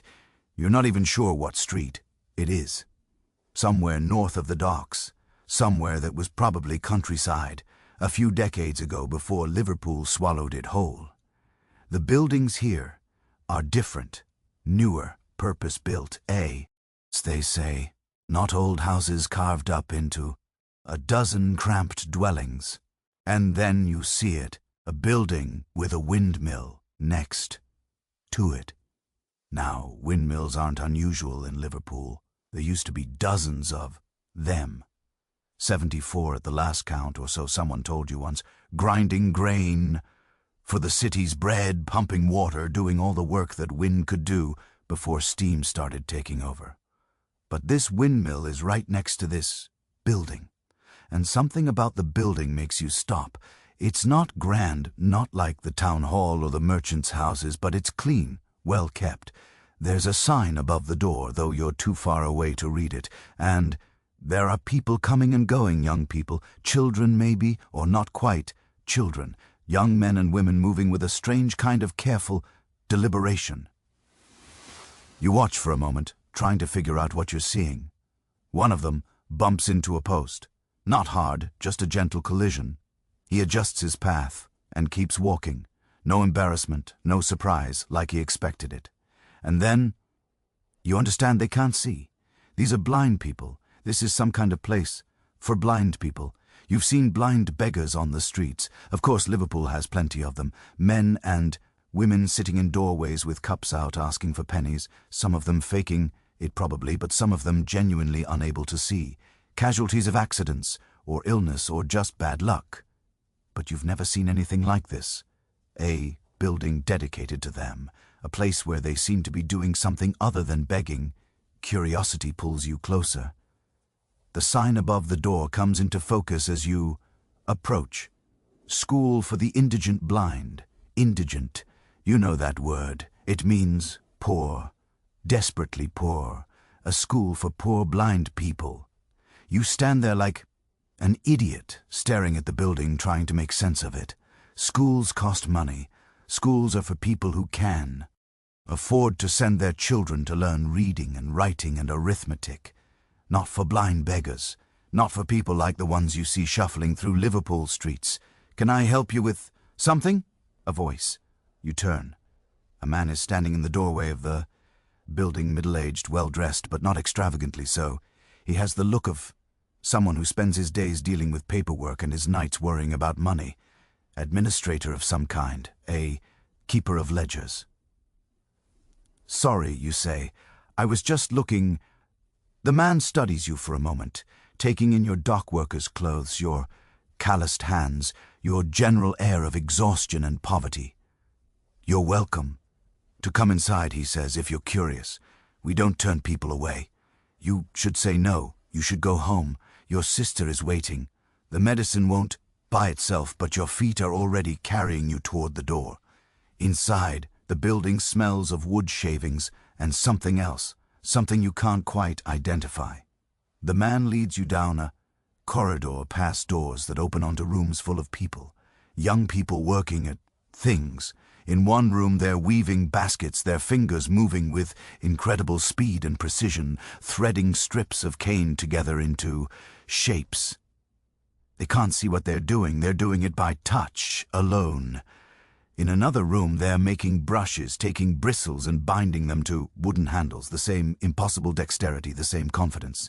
In a third room there's music, a group of young people gathered around instruments, violins, a piano, someone singing. The sound is beautiful, genuinely beautiful. Not the rough music of street performers. Something trained, practiced, refined. You stop in the doorway listening. The administrator stops beside you. That's what most people notice first, he says. The music. It's what we're known for, I suppose. How do you start then? Stop. The question seems rude somehow. How do they learn? He finishes for you, the same way anyone learns. Practice, repetition, good teaching. Being blind doesn't make you stupid. It just means you learn differently. He gestures to you to follow him and you continue down the corridor. This place was founded 30 years ago, he says, by a man named Edward Rushton. Have you heard of him? You shake your head. He was a poet, a good one by all accounts, published several volumes, but that's not what he's remembered for. What he's remembered for is this place. The administrator pushes open a door and leads you into a small courtyard. The windmill is visible from here, its sails turning slowly in the afternoon breeze. Rushton went blind himself, the administrator continues. When he was young, 1920, he was a sailor then, working on ships out of Liverpool, a sailor like the old man in the church. You wonder if they knew each other, if their paths ever crossed on those wooden decks. He was on a slave ship, the administrator says, carrying people from Africa to the Americas. There was an outbreak of disease on board, something with the eyes. It spread through the cargo hold like wildfire. The cargo hold, you know what that means? The people in chains, the human beings being transported like cotton or sugar. Rushton tried to help them. The administrator says went down into the hold and tended to the sick, tried to save as many as he could, and in the process he caught the disease himself. You look at the man waiting. He lost his sight completely, 19 years old and blind for the rest of his life because he tried to help people that everyone else had written off as cargo. The wind picks up. The windmill, sails creak as they turn. After that, Rushton became an abolitionist, spent decades fighting against the slave trade, writing poems, giving speeches, making himself unpopular with the urchants who ran this city. He was practically a pariah by the end. The administrator smiled slightly, but he also did this. He took his blindness and turned it into something. He realized that blind people didn't have to be beggars, didn't have to be helpless. They just needed someone to teach them, to give them skills they could use. So he started the school. You look back at the building, at the young people learning to weave baskets and make brushes and play music. They come here with nothing. The administrator says poor children, orphans, kids who would have spent their lives on the streets with cups in their hands, and they leave with trades, with skills, with ways to support themselves. What happens to them after, you ask? Some become musicians, professional musicians. There's a concert circuit for blind performers. Others become craftsmen. The baskets and brushes they make here, those get sold. The money helps fund the school. It's not charity, it's investment. He turns to face you directly. Rushton believed that everyone deserves dignity, even people the world has given up on, especially people the world has given up on. That's what this place is about. You stand there in the courtyard, a windmill turning overhead, thinking about everything you've just heard. A man who went blind trying to save enslaved people from disease, a man who took that blindness and built something, a place where hopeless cases learn to be something other than hopeless. It's not the Liverpool, you know, not the Liverpool of cellars and cholera and children dying before they turn 5. It's something else, something that shouldn't exist in a city this brutal, but does. You think about your sister, about the cough that's getting worse, about what happens if she doesn't get better. You think about all the ways that people can be broken by disease, by poverty, by a spire falling on a Sunday morning, by a lifetime of hauling cargo for 4 shillings a day. And you think about the fact that sometimes, somehow, people find ways to build things in the middle of all that brokenness. Schools, churches, windmills, grinding grain so that bread can be baked, so that people can eat. It doesn't make the world less cruel, but it makes it something other than only cruel. I should go, you say. My sister is waiting. The administrator nods. Thank you for visiting. We're always glad when people take an interest. You turn to leave, then stop. The man who started this, Rushton, is he still alive? The administrator's face shifts, something sad in his eyes. He died years ago now, 1814. Never saw the end of the slave trade he fought so hard against. He pauses, or, rather, he did see it in 1807 when the trade was abolished. He lived just long, enough to know he'd won. Then he died a few years later, worn out probably. All those years of fighting, all those battles with the merchants and the politicians and everyone who wanted to keep the trade alive. You nod, not sure what to say. His school lives on, though that's something. His name is mostly forgotten, but the work he started continues. Hundreds of young people have passed through these doors. Hundreds more will come. You walk out of the building and back into the Liverpool streets. The sky is grey as always. The cold smoke hangs in the air as always. The horse manure squatches under your boots as always. But something feels different, lighter, maybe, or heavier in a different way. You've spent your whole life in this city, walking these streets, working these docks, surviving day by day, without ever really thinking about anything beyond the next meal, the next wage, the next breath. And now, in the space of a few days, you've learned things you never knew about the spire that fell, about the ships that carried people in chains, about a blind poet who built a school because he believed that everyone deserves dignity. Liverpool is still Liverpool. Cruel and beautiful, brutal and strange, built on blood, and somehow impossibly still capable of producing things like that school, that music, those young people learning to weave baskets in the dark. You walk home through the gathering evening. The medicine cellar is still open when you pass a door. A wise woman with jars full of things you can't identify. You stop and buy something for your sister. Not the cheap stuff, something better, something that might actually help. It costs more than you wanted to spend, but the old sailor's shilling is still in your pocket, and he said to use it for medicine, so you do. The cellar is dark when you get home. Your sister is awake, sitting up against the wall, wrapped in that ratty blanket. You brought medicine, she says. Her voice is thin, tired. I brought medicine. You give her the bottle. Watch her take a dose. Watch her face scrunch up at the taste. Where'd you get the money, she asks. Long story. She looks at you, those sharp eyes that see too much even in the darkness of this cellar. You're different. She says something happened.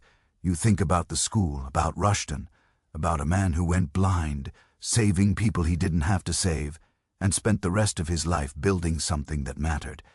I learned some things, you say, about this city, about what's underneath it.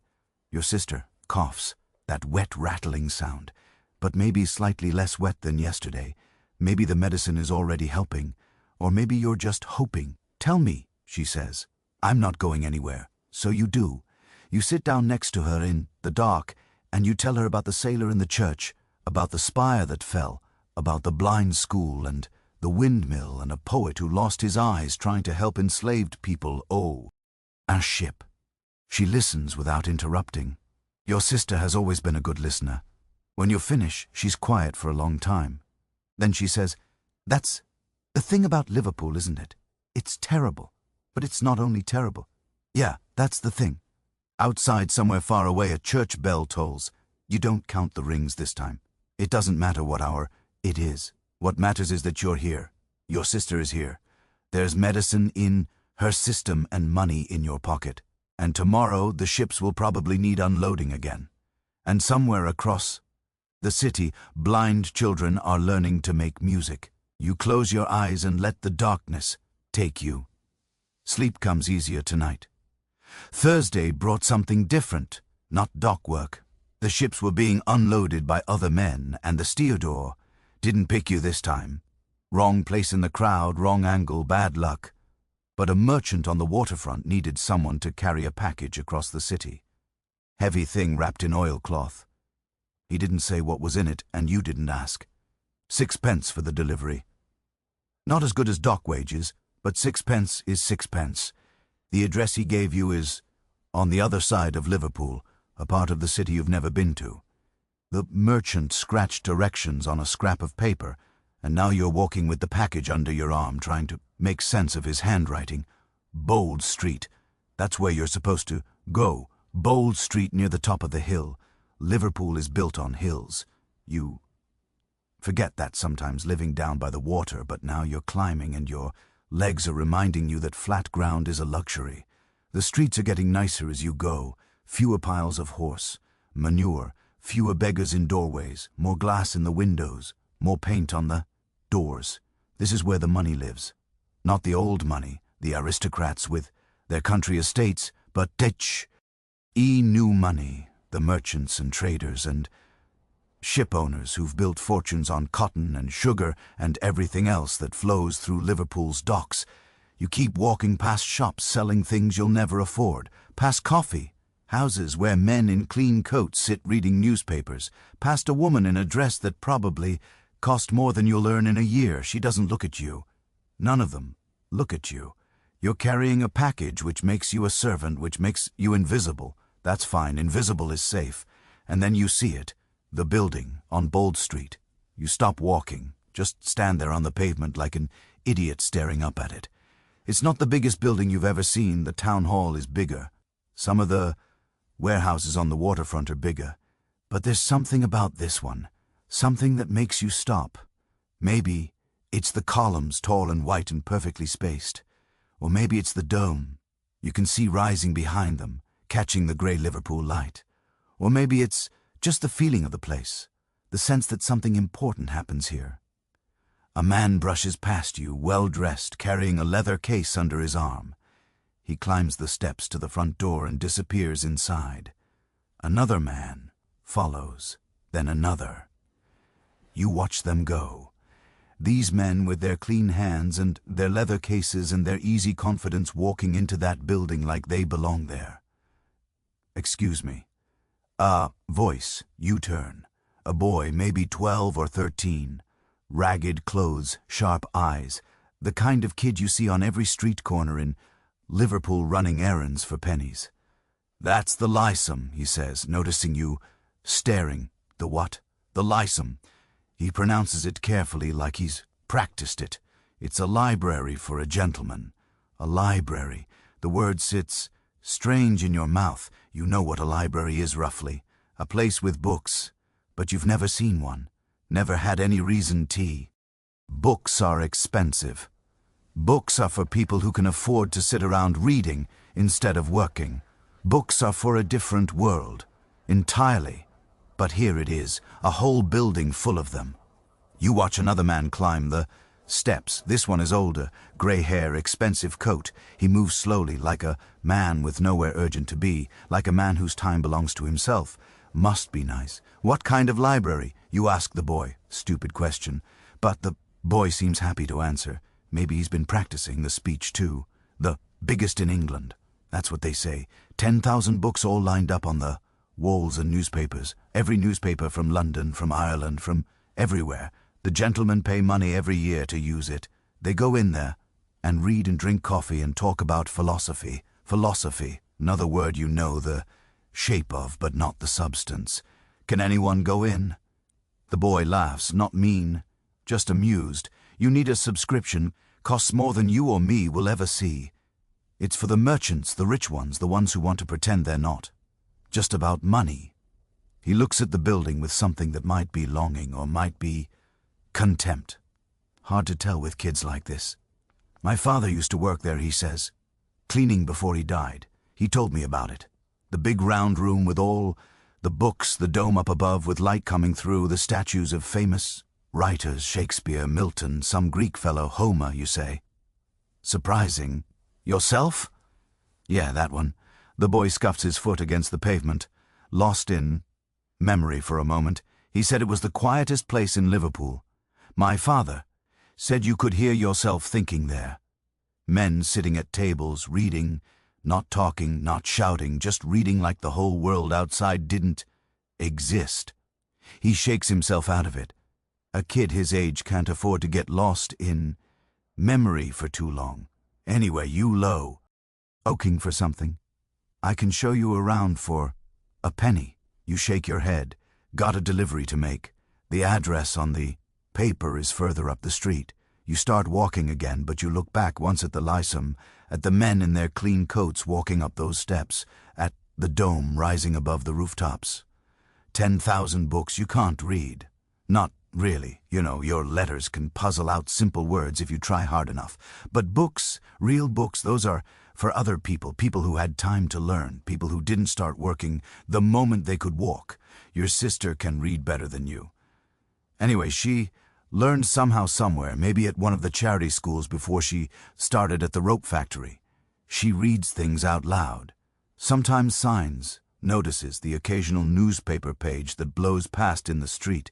10,000 books. You try to imagine it. A room with walls made of books. Words stacked on words. Everything anyone ever thought written down and kept safe. What do they even read about? What could possibly fill 10,000 books? History, probably wars and kings and empires, philosophy, whatever that means. Exactly, science maybe, how things work, why the stars move, what makes the wind blow, things you'll never know, things you don't have time to know, and those men walking in there every day to read them, to drink coffee and discuss philosophy beneath statues of dead poets. They probably don't even appreciate it. Probably take it for granted the way you take the docks for granted. Just another part of their world.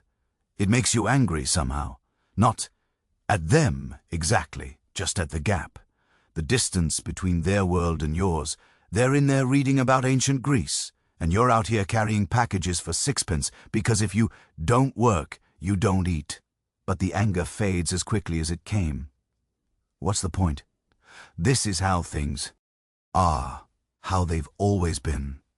Some people read books, some people carry them. You make the delivery. The man who receives the package barely looks at you, presses a sixpence into your palm and closes the door. You stand, on the street, coin in hand, not quite ready to go home. The day is still young, or young enough, and you're on this side of the city where you've never been. Might as well see what else is here before you go back to the cellar and the smell and the sound of your sister coughing. You start walking, not toward home, away from it. The streets change as you go. The nice buildings give way to older ones. Then, the buildings give way to fields, actual fields with actual grass and actual trees.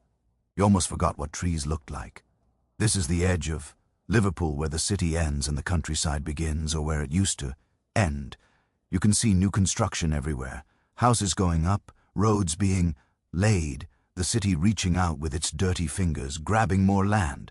But for now, in this moment, there's still a strip of green, a last gasp of something that isn't cobblestones and coal smoke and windmills. You see them, rising above the fields, 3 of them, maybe 4, their sails turning slow in, the wind grinding grain into flour, the same way windmills have been grinding grain for hundreds of years. Liverpool used to have dozens of these, 74, someone told you once, scattered all over the city and the land around it. Most of them are gone now, torn down to make room for buildings, replaced by steam mills that work faster and don't depend on the weather. But these ones are still here, still turning, still doing the work they were built to do. There's something comforting about that. In a city that changes so fast, so constantly, that tears down buildings and puts up new ones and never seems to stop moving. These windmills have just been sitting here, turning, grinding, making flour so that people can eat bread. Your grandmother probably saw windmills like these. Your grandfather, all the way back to whoever first built them centuries ago. The same motion, the same purpose, the same slow, patient work. You walk closer. There's a road here, unpaved, rooted with cart tracks. London Road, a signpost says, leading out of the city toward wherever London Road leads. Other towns, other cities, places you've never been and probably never will go. A few cottages dot the landscape. Smoke rising from chimneys. A cow grazing in a field. It looks peaceful, almost pretty. The kind of scene you might see in a painting if you ever saw paintings. But there's something else here, too. You notice it as you get closer to the windmills. A structure standing alone in a field, wooden posts, a crossbeam, and something hanging from it. Not something, someone, a body swinging slightly in the wind. You stop walking. Your stomach turns over. The gallows. You've heard of this place. Gallows Mills, they call it, named for the obvious reason. This is where Liverpool hangs its criminals, where justice, such as it is, gets carried out in full view of anyone who happens to be passing by. The body on the gallows is too far away to see clearly, which is fine. You don't want to see it clearly. It's a man, probably. Someone who stole something or killed someone or did something else that the courts decided deserved death. They leave them up there for days sometimes, pour encourager liot, as the French say, to encourage the others, a warning to anyone thinking about breaking the law. You've seen hangings before. Everyone in Liverpool has their public events. People bring their children. Vendors sell food. It's entertainment for people who can't afford the theatre. The last one you saw was 6 months ago, a man who'd killed his wife. The crowd was huge, thous, ands of people pushing and shoving for a better view. When the trap dropped, there was a cheer like watching a horse race or a cockfight. You didn't cheer. You just stood there watching a man die and felt nothing much at all. That's what scared you most. Not the death itself, the numbness, but seeing it from a distance like this, alone in a field, the windmills turning peacefully behind it, that's different. Somehow quieter, more real. You think about the people who live in those cottages, the ones with the smoke rising from their chimneys. Do they see the gallows every day? Do they hear the crowds when an execution happens? Do they smell whatever there is to smell when a body hangs too long in the sun? You think about the men who were hanged here over the years, thieves and murderers and traitors, 4 Scottish rebels in 1715. You remember hearing once, men who fought for the wrong king and paid the price. Did they see the windmills turning as they walked to the scaffold? Did they watch the sails go round and round while they waited for the noose? Did they think about bread baking, flour milling, all the ordinary machinery of life continuing while theirs was about to end? The wind picks up, the windmill sails creak and groan, The body on the gallows sways. You turn and walk back toward the city. The fields give way to houses. The houses give way to streets. The streets get dirtier, more crowded, more familiar. By the time you reach the waterfront, it's getting dark. The ships are silhouettes against the gray sky. The warehouses are shadows. The smell of salt and sewage wraps around you like a blanket. Home. Your sister is awake when you get there, sitting up, the bottle of medicine in her hand. "You're late," she says. "Got work, delivery job." You show her the sixpence. She nods, doesn't smile exactly, but something in her face relaxes. Money means survival. Survival means another day. "I went to the edge of the city," you tell her. "There's still fields out there. Windmills, cows, grazing like the countryside." You don't mention the gallows. She doesn't need to know about that. "Windmills," she says. Her voice is still rough but less rattling than before. "The medicine might actually be working. I remember windmills from when I was little, before we moved here." You didn't know that? Didn't know she remembered anything from before Liverpool. She was so young when your family came here. 3 or 4? Just a baby, really. "Where were we?" you ask. "Somewhere north." She shrugs. "I don't remember the name, just the windmill. It was near our house. I used to watch it through the window, the sails going round and round." She coughs, but it's a small cough. A normal cough, not the wet, terrible sound from before. "There's a library in the city," you tell her. "Big one. 10,000 books." Her eyes sharpen. "Where?" "Bold Street, up on the hill. It's for rich people, merchants. You have to pay to get in." She's quiet for a moment, thinking, something working behind her eyes. 10,000 books, she says. "Can you imagine all those words, all those ideas just sitting there waiting for someone to read them?" "No, I can't. I could read some of them," she says, "if they let me in. If it was free, I could read." "I know," she laughs. That thin, tired sound that passes for laughter when you're too worn out for the real thing. "Maybe someday," she says, "when we're rich, sure. When we're rich, you both know that's never going to happen. But it's nice to pretend, nice to imagine a world where you could walk up those steps and through those doors and sit beneath that dome reading books about philosophy and ancient Greece. Nice to imagine a world where your sister could read all 10,000 books if she wanted to, where the only thing stopping her was time, not money.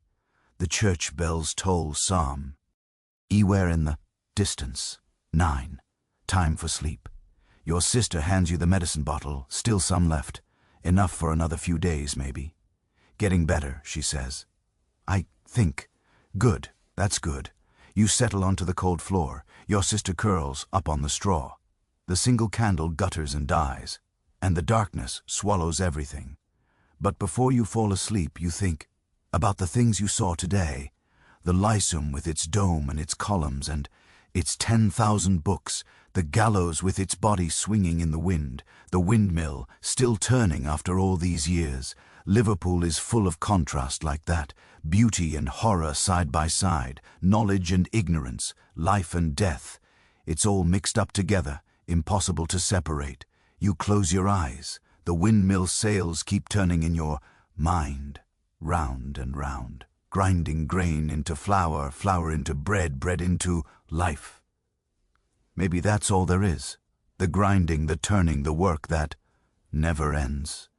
But at least there's still windmills, at least there's still fields at the edge of the city, at least there's still a sliver of green before the cobblestones take over completely, at least there's that. Your breathing slows, your muscles unclench. Sleep pulls you down, down, down into the dark, and outside, somewhere in the distance, the wind keeps blowing. The sails keep turning, the city keeps growing, and the gallows keeps waiting for the next man who steps out of line. The fever came to the court on a Wednesday. You didn't know it at first. Just noticed that the woman with the baby wasn't at the pump that morning. Noticed the baby wasn't crying, which was strange because that baby cried constantly, day and night. A thin, reedy wail that wormed its way through the walls and into your dreams. Silence from that corner of the court was wrong somehow, like a clock that stopped ticking. By Thursday you knew Why the woman's husband? ND came up from their cellar with a face the color of old cheese. Said she was burning up. Said she couldn't keep anything down. Said the baby wouldn't stop crying now. Wouldn't stop, no matter what he did. But the crying sounded different. Weaker, fever. The word spread through the court like smoke. By noon, everyone knew. By evening, everyone was afraid. Fever in Liverpool isn't just sickness. It's a death sentence that takes its time. It spreads through families like fire through dry wood. One person gets it, then another, until whole households are wiped out. Whole courts, whole streets, they have names for it. Typhus, cholera, consumption. The doctors argue about which is which and what causes what, but it doesn't really matter when you're the one burning up in a cellar while your family watches helplessly. Liverpool is the unhealthiest town in England. That's not an opinion. That's a fact. The doctors have proved it with their charts and their numbers and their endless reports to Parliament. The average working person here dies at 17. 17. In the countryside, people live into their 30 seconds. In London, they make it 25 or so. But Liverpool kills you young. Part of it is the work, the docks, the factories, the rope works, and sugar refineries. Hard labor that wears your body down before you're even properly grown. Part of it is the food or the lack of it. You can't fight off sickness when your stomach is empty half the time, but mostly it's this, the courts, the cellars. 40 people sharing one privy. No drainage, no ventilation, no way for the filth to go anywhere except down into the ground where it seeps through the stones and into the places where people live. The doctors know this, some of them anyway. There's a man named Duncan who's been making noise about it, writing reports, giving speeches, trying to get the city to do something about the cesspits and the sewers, and the thousands of people living in holes that should have been condemned years ago. Nobody listens, or they listen and don't care. The merchants don't want to pay for improvements, the landlords don't want to lose their rental income, and the poor don't have any power to make anyone do anything, so the fever keeps coming wave after wave and people keep dying. Some people say it's the bad air, the miasma they call it, the foul smells rising up from the sewage and the rotting garbage and the horse manure in the streets.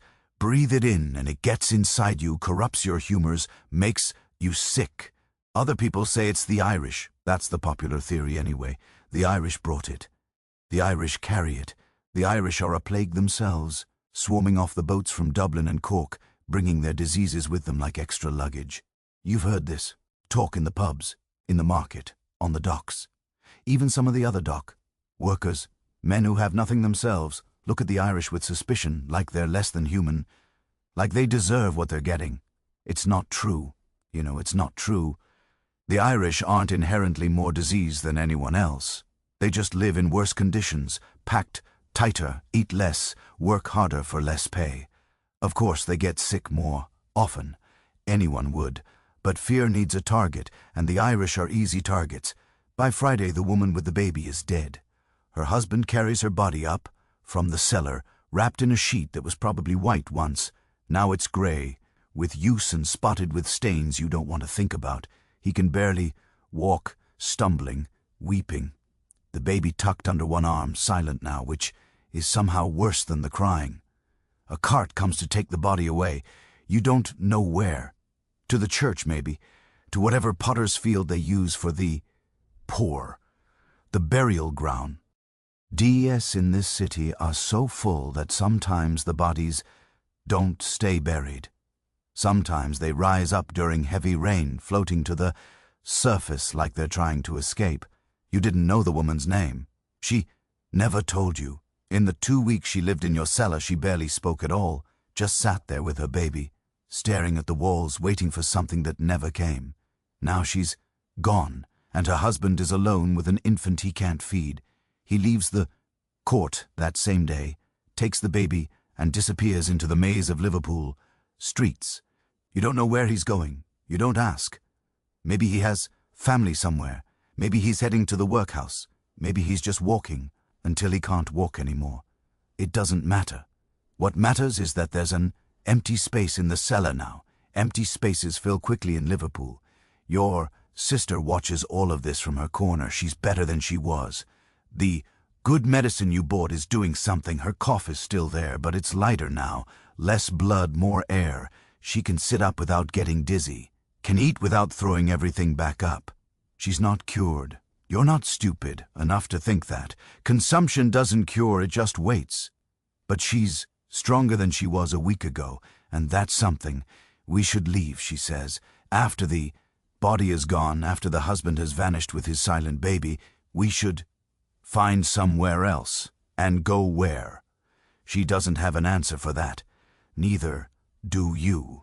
Somewhere else means another court, another cellar, another set of strangers packed together underground. The fever is everywhere in Liverpool. Moving won't save you. It'll just give you new neighbors to watch die. So you stay. The days pass. The fever doesn't spread. Or at least it doesn't spread here. In the court, things go back to what passes for a normal. The pump keeps pumping. The privy keeps stink. Life goes on, because what else is it going to do? But there's a change. A tension. You can feel it in the way people move around each other. The way they hold their breath when they pass someone new. The way mothers pull their children close and hurry indoors at the first sign of a cough. Nobody trusts anyone. Not really.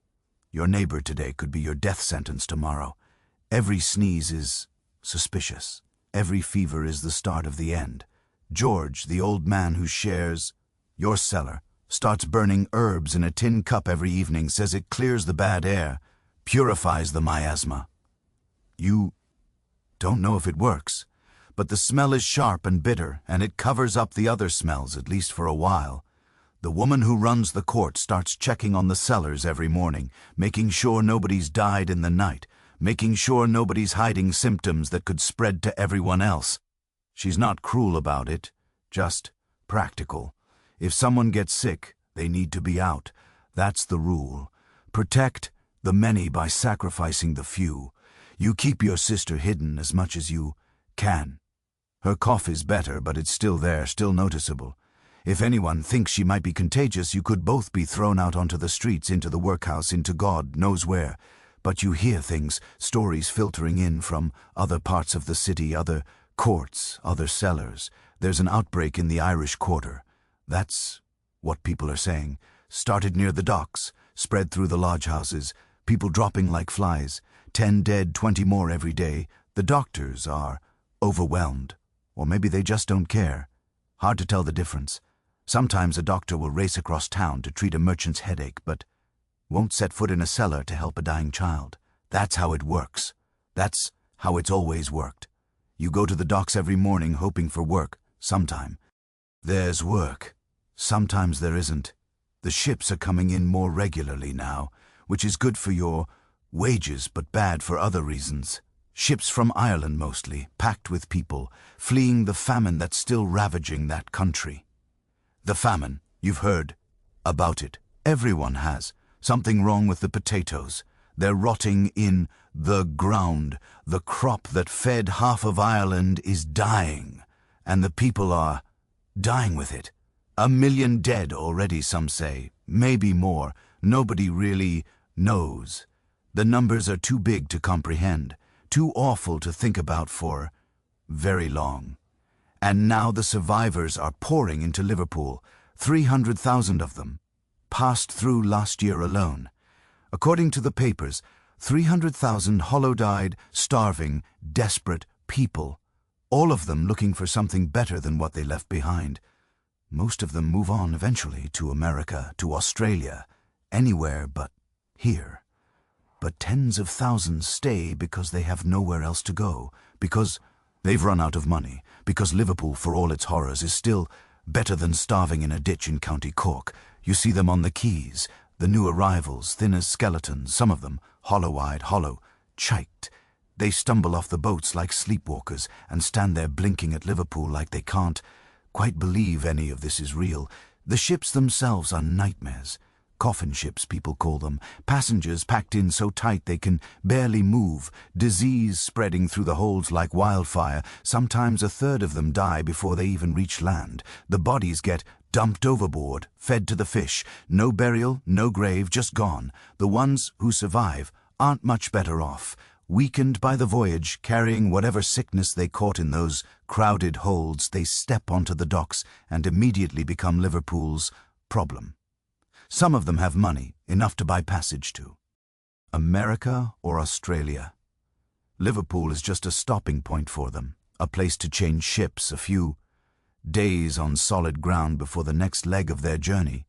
But most of them have nothing, spent everything they had just getting here. Now they're stuck. No money to go further, no way to get home. Just Liverpool with its cellars and its fever and its population that doesn't particularly want them. You watch a family struggle down the gangplank one morning. A man, a woman, 3 children. The oldest child is maybe 8. The youngest is being carried because she's too weak to walk. They have a bundle of possessions wrapped in cloth. That's it. Everything they own in the world tied up in a dirty sheet. The man asks a dock worker where they can find lodging. His accent is thick Irish. The dock worker points vaguely inland and walks away. You want to help? You want to walk over and tell them which streets to avoid, which landlords will cheat them, which courts have room, and which are so full that people are sleeping on top of each other. But you don't. You have your own problems, your own sister to worry about, your own survival to focus on. Besides, what would you tell them, the truth? That they've traded one nightmare for another? That the streets here might be paved, but they're paved with horse manure and desperation, that the cellars are waiting for them, dark and damp and full of disease. The truth won't help. Nothing will help. They'll figure it out soon enough. You turn away and go back to hauling cotton. The work is hard, but it's honest. Your body knows what to do, even when your mind is somewhere else. Lift, harry, set, down, return. The rhythm of survival. A week passes, then another. The fever in the Irish Quarter burns itself out eventually, or maybe it just moves on to somewhere else. These things come in, waves. They crash over the city, kill whoever there. Going to kill, and recede until the next wave. 5,000 dead. This year, someone says on the docks. That's what they're claiming. 5,000 people killed by one fever or another. 6,000 says someone else. More says a third. The numbers keep climbing, depending on who you ask. You don't know if any of it is true. The numbers are probably made up, or maybe they're real, but incomplete. Who counts the poor? Who tracks what happens in the cellars? When a dock worker dies of typhus, does anyone write it down? When a child wastes away in a lodging house, does anyone notice? The rich are counted. The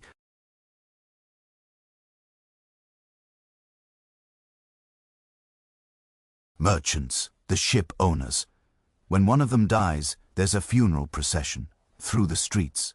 Black horses with plumes, moorers in their finest clothes. A monument in the churchyard. When one of us dies, there's a cart in a potter's field and a hole in the ground that fills up with rain. Your sister keeps improving slowly day by day. She can walk to the pump now without getting winded, can climb the stairs from the cellar without stopping to rest. The color is coming back to her cheeks, a little bit enough to notice. She's still thin, still coughing, still fragile in a way that makes you want to wrap her in blankets and never let her go outside. But she's alive. She's fighting. That's more than a lot of people can say. The medicine you bought her is running low. You'll need to get more soon, which means more money, which means more work, which means more hours hauling cotton in. Ship holds while your body screams at you to stop. But you'll do it. Of course, you'll do it. What's the alternative? One evening after work, you take her for a walk. Not far, just around the court, up the passage and out onto the street, a few blocks toward the waterfront where the air is slightly less poisonous. The sun is setting over the river. Orange and pink stray across a gray sky. Beautiful. If you ignore everything else, she holds your arm as you walk. Partly for support, partly just to hold on. The city is quieter at this hour. The day workers have gone home, the night workers haven't come out yet. There's a lull, a pause like Liverpool is taking a breath before starting all over again. I've been thinking, she says. That's dangerous, you say. She punches your arm weakly. I'm serious. I've been thinking about what happens next, after I'm better, really better. What do we do then? You don't have an answer. You've been so focused on getting through each day that you haven't thought about what comes after. What's the point of planning for a future that might not come? But she's looking at you with those eyes, those serious, too old eyes waiting for you to say something. I don't know, you admit. Keep working, keep surviving, same as always. That's not enough. What else is there? She stops walking. You stop too. The river is visible from here, just barely, through a gap between two warehouses. The water is gray and choppy. A ship is moving slowly toward the docks. Its sails catching the last of the evening light. There has to be more, she says. More than cellars, more than the docks, more than just surviving until we can't survive anymore. Like what? I don't know. She sounds frustrated. Frustrated with you, with herself, with the whole situation, but I want to find out. I want to try. You think about the Lyceum, that grand building with its dome and its columns and its 10,000 books.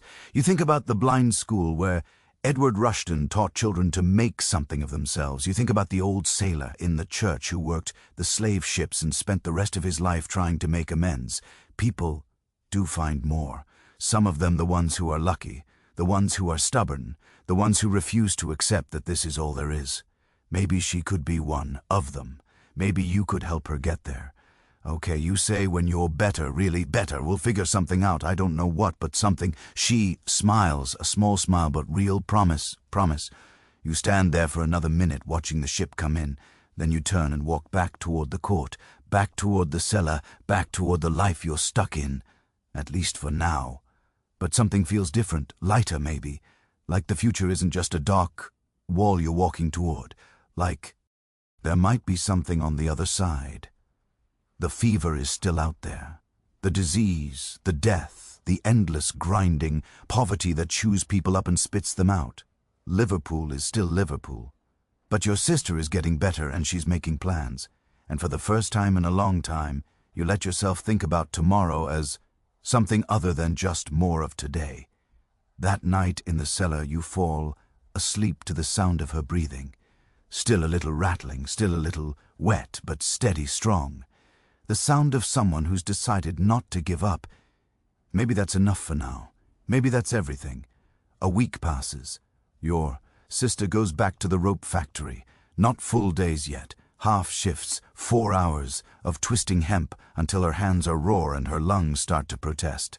But she comes home walking instead of staggering, eats her dinner without having to be forced, sleeps through the night without coughing herself awake.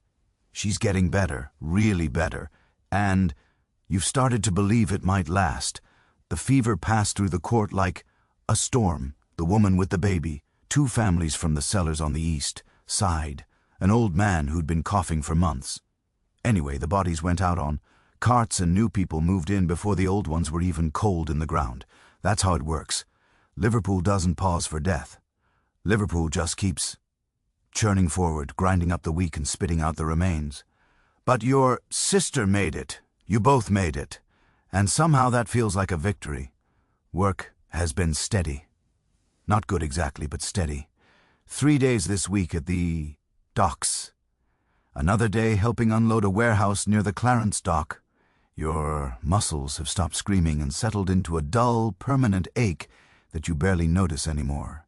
Your hands are calloused where the cotton hook rubs against them. Your back only hurts when you think about it. Today is different, though. The foreman at the dock gate pulls you aside after the morning selection. He's got a job that doesn't involve the ships. A delivery run across town. Cargo coming in on the railway that needs to get to a warehouse near the waterfront.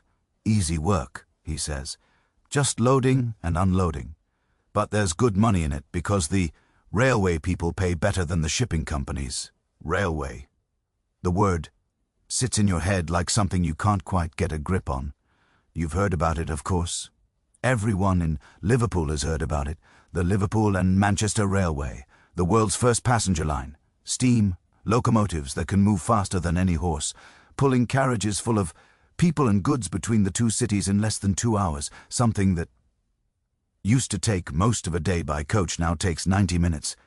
People talk about it like it's magic or witchcraft.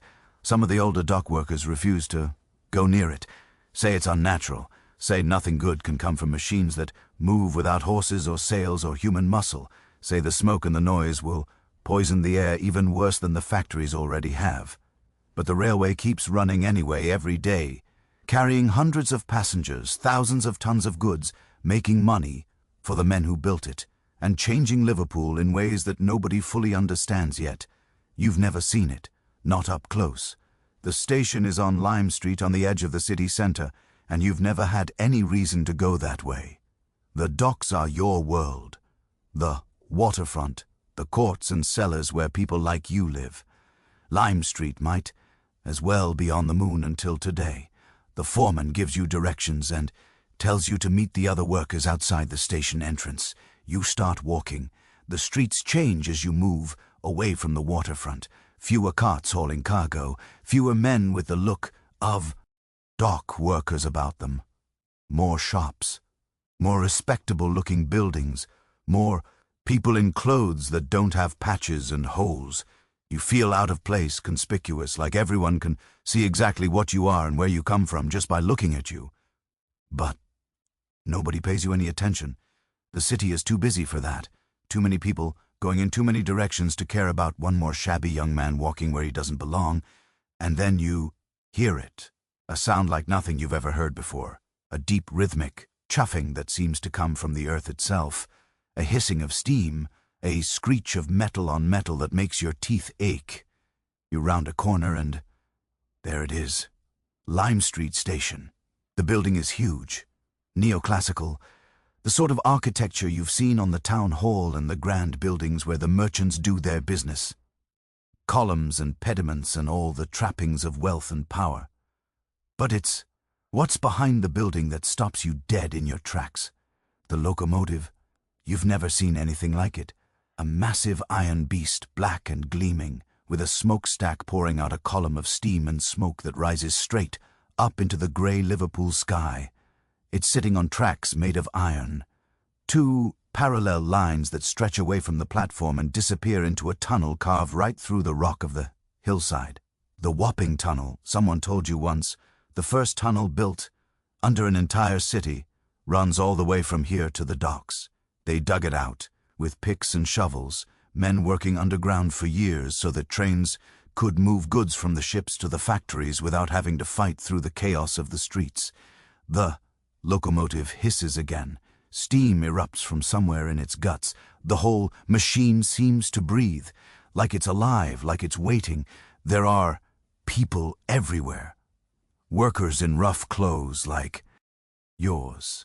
Passengers in fine coats and top hats. Women in dresses that probably cost more than you'll earn in a year. Children pointing and shouting and tugging at their parents' hands. Everyone staring at the locomotive with the same mixture of wonder and fear that you're feeling right now. This is the future.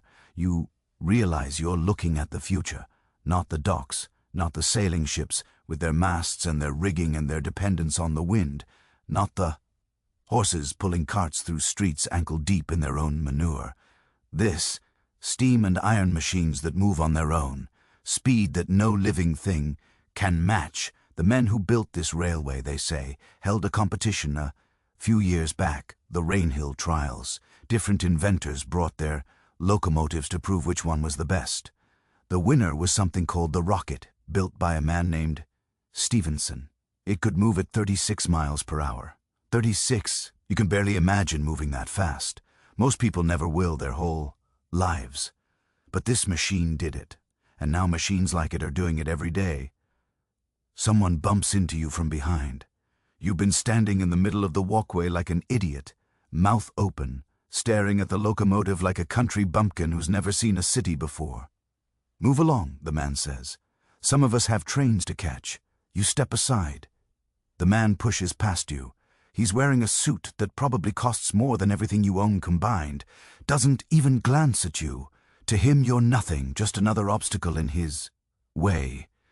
But you're not thinking about him, you're thinking about your sister. This is what she was talking about that night on the waterfront, when she said there had to be more than cellars and docks, and just surviving until you couldn't survive anymore. She didn't know what she meant then, neither did you. But maybe this is part of it, this railway, this new world that's been built out of steam and iron. The world is changing. You can feel it, see it, hear it in the chuff, chuff, chuff of the locomotive and the hiss of the steam and the screech of the wheels on the iron tracks. Liverpool is changing too. Has been for years, really, but the railway makes it obvious in a way that nothing else has. The old ways are dying. The windmills that used to dot the edges of the city are disappearing one by one, replaced by factories powered by steam. The sailing ships that made Liverpool rich are giving way to steamships that don't need wind or favorable currents.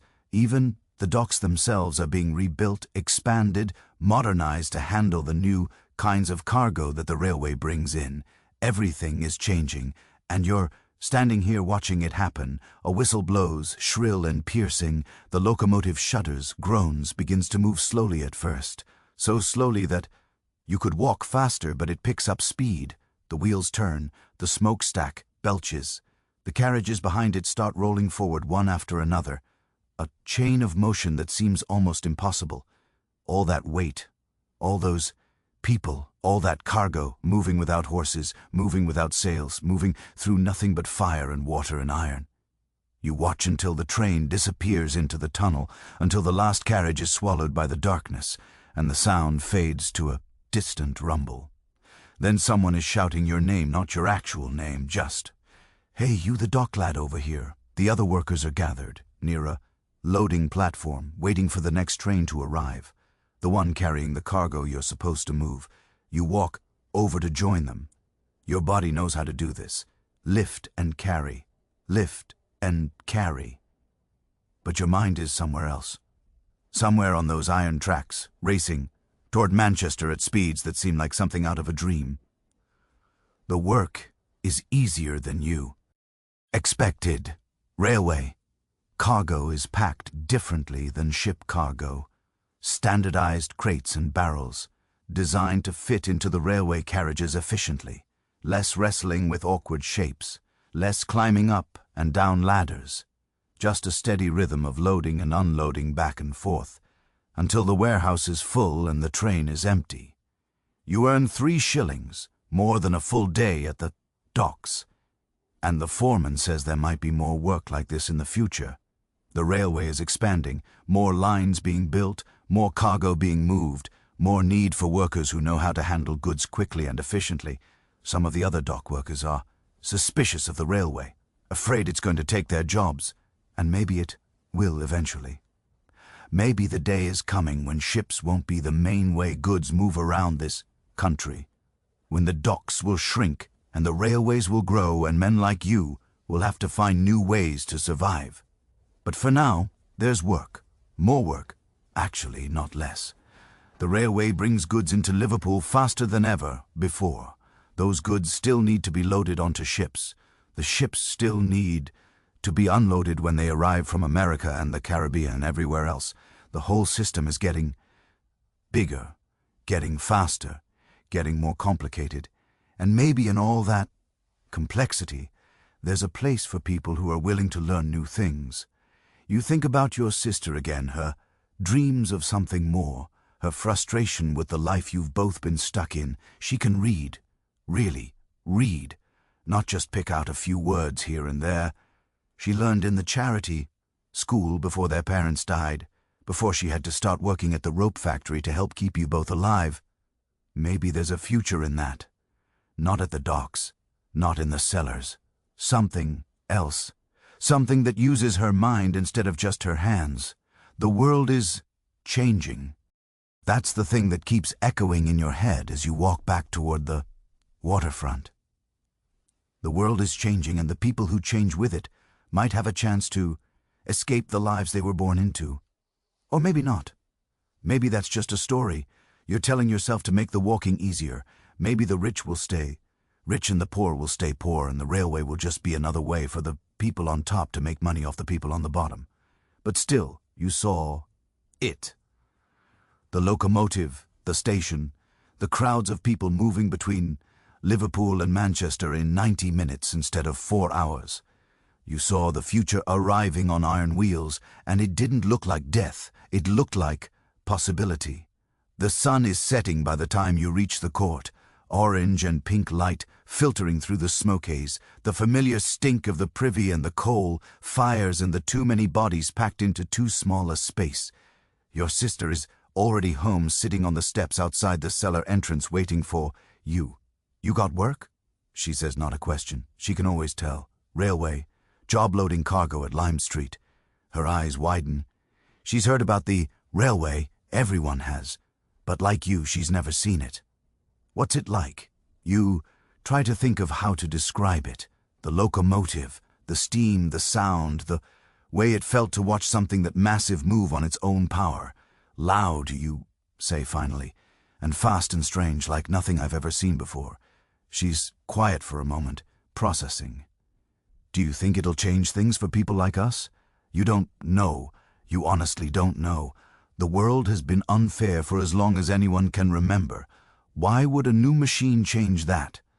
But then you think about the foreman's words, more work in the future, the railways expanding, and you think about the people you saw at the station, not just the rich passengers in their fine clothes, BU. The workers too, railway workers. A new kind of job that didn't exist a generation ago. Maybe, you say, maybe it could. She nods, slowly, chewing on the idea the way she chews on everything. Carefully, thoughtfully. I want to see it, she says, when I'm stronger. Will you take me? You think about the walk across town, the streets that felt like foreign territory, the crowds of people who looked right through you like you weren't even there. Yeah, you say, I'll take you. She smiles. That same small, real smile from the other night on the waterfront. Good. You sit down beside her on the steps. The stone is cold. The air smells like, always, smoke and sewage and the particular sourness of poverty. But the sky is still that orange-pink color. And the light is soft. And your sister is sitting next to you, breathing steady and strong. The future is coming. One iron. Wheel at a time. And maybe, just maybe, there'll be room in it for people like you. In the cellar below, George is already snoring. The new family that moved in after the fever is settling down for the night. Somewhere out in the court, a baby is crying. Not the desperate wail of the sick baby that died last week. Just the ordinary complaint of a healthy child who doesn't want to go to sleep. You stay on the steps for a few more minutes, watching the light fade, feeling the day's work, settling into your bones. Then you help your sister down the stairs and into the cellar. Tomorrow there might be more railway work. Tomorrow you might earn enough to put something aside. Tomorrow your sister might be strong enough to work a full shift. Tomorrow the fever might come back, or the work might dry up, or any of 100 other disasters might strike. But tonight, right now, there's a roof over your head and food in your stomach and a sister who's getting better day by day. That's not nothing. In Liverpool in 1830-something. Gee, that's actually quite a lot. The darkness swallows you. The cellar walls close in, and somewhere in the distance, if you strain your ears, you can almost hear it. The whistle of a train heading into the night. A month passes, then another. The seasons turn. Summer fades into autumn. The leaves on the few scraggly trees near the waterfront change color and fall. The endless Liverpool rain gets colder, turning from uncomfortable to bitter. The cold smoke gets thicker as everyone burns more to keep warm, hanging in the streets like fog that never quite lifts. The days get shorter. The mornings start in darkness. The evenings come early, creeping in around 4 or 5 until it feels like night is the natural state of things and daylight is just a brief interruption. The rhythm of life in the court settles into something that almost feels like routine. Work when there's work, rest when there isn't, eat when you can, sleep when your body won't stay awake anymore. Your sister is well now, not just better, Well, truly well. She works full shifts at the rope factory, comes home tired but not exhausted, eats her dinner with appetite instead of forcing it down, sleeps through the night without coughing. The color has come back to her cheeks and the light has come back to her eyes. And when she laughs, which she does sometimes now, it doesn't end in a fit of wheezing. She's alive. You're both alive. And in Liverpool, that's no small thing. You kept your promise about the railway, took her to Lime Street on a Sunday afternoon when neither of you had to work, watched her face as she saw the locomotive for the first time, watched her eyes go wide and her mouth fall open and her whole body lean forward like she was trying to absorb it through her skin. She didn't say much, just stood there watching, thinking, processing. On the walk home, she told you she wanted to learn more about machines, about how things work, about the new world that's being built out of steam and iron. She doesn't know how yet, doesn't know where to start, but she knows she wants something different from the rope factory, something that uses her mind. You told her you'd help however you could. It's not much. You don't have money or connections or any real power in this city, but you can work extra shifts. Put aside a few pennies here and there. Maybe someday it'll add up to something. Maybe someday she'll find a way out. Or maybe not. Maybe the world will keep grinding forward and leave you both behind like it leaves everyone behind who doesn't have the luck or the money or the right family name. But at least you're trying. At least you haven't given up. And in this city, in this time, that's something. That's actually quite a lot. The fever took so many others, the woman with the baby, the families from the east side of the court, old men who'd been hanging on by a thread. Anyway, you watch the carts come and go, carrying bodies wrapped in sheets that used to be white. You watch new families move in before the old ones were even cold in the ground. But your sister made it. You both made it. And sometimes late at night, when everything is quiet and the world feels very small, you let yourself feel grateful for that. Let yourself acknowledge how close it came, how easily it could have gone the other way. Tonight is quiet. The court is settling down for the evening. The sounds of the day are fading. The carts have stopped rumbling through the streets. The vendors have packed up their wares. The church bells have rung their last and won't ring again until morning. You're sitting on the steps outside the cellar. Same steps where you've sat 100 times before. Same cold stone beneath you. Same view of the courtyard with its single pump and its overflowing privy and its huddle-low. Buildings pressing in from all sides, but something feels different tonight. Softer, maybe. The air is cool but not cutting. There's no wind. For once, the smoke from the chimneys rises straight up instead of swirling into your eyes and lungs. The sky above the rooftops is fading from gray to purple to the deep blue of early evening. The colors blend together at the edges, soft and blurred like a watercolor painting you saw once in a shop window. You couldn't afford to buy it. Couldn't even afford to stand there looking at it for long. But you remember, the colors, the way they seem to flow into each other without any hard lines, that's what the sky looks like now. A few stars are starting to appear. You can barely see them through the smoke haze, but they're there, distant pinpricks of light that have been shining for thousands of years and will keep shining long after Liverpool and everyone in it is gone. The same stars that sailors navigate by, the same stars that hang over every city and every village and every lonely stretch of empty countryside on the entire planet. You've never thought much about stars before, never had the time or the energy to think about anything beyond the next meal, the next day's work, the next crisis that needed handling. But tonight, for some reason, they catch your attention, make you feel small in a way that isn't entirely bad. Your sister is inside, already asleep, probably. She went down early tonight, said she was tired in a good way, the kind of tired that comes from honest work and enough food and a body that's finally doing what it's supposed to do. George is down there too, still paying his 2 a night, still breathing that rattling breath that never seems to get better or worse. Just constant, just there. The background noise of your life. The new family has settled in, a husband and wife and 3 children. The oldest may be, say, Ven.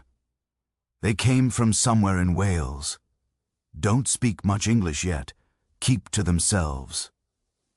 But the children have started playing with the other children in the court, and the wife has started nodding at you when you pass each other at the pump. That's how it works. People come and people go. Some of them die and some of them move on, and some of them just disappear one day without explanation. But the court stays, the cellar stays, life goes on. You think about everything you've seen in the past few months, the docks, the ships, the cotton bales that weigh as much as a man and have to be moved by hand one after another until your arms feel like they're going to fall off. The hiring foremen who look at you like livestock and decide with a pointed finger whether you eat today or starve.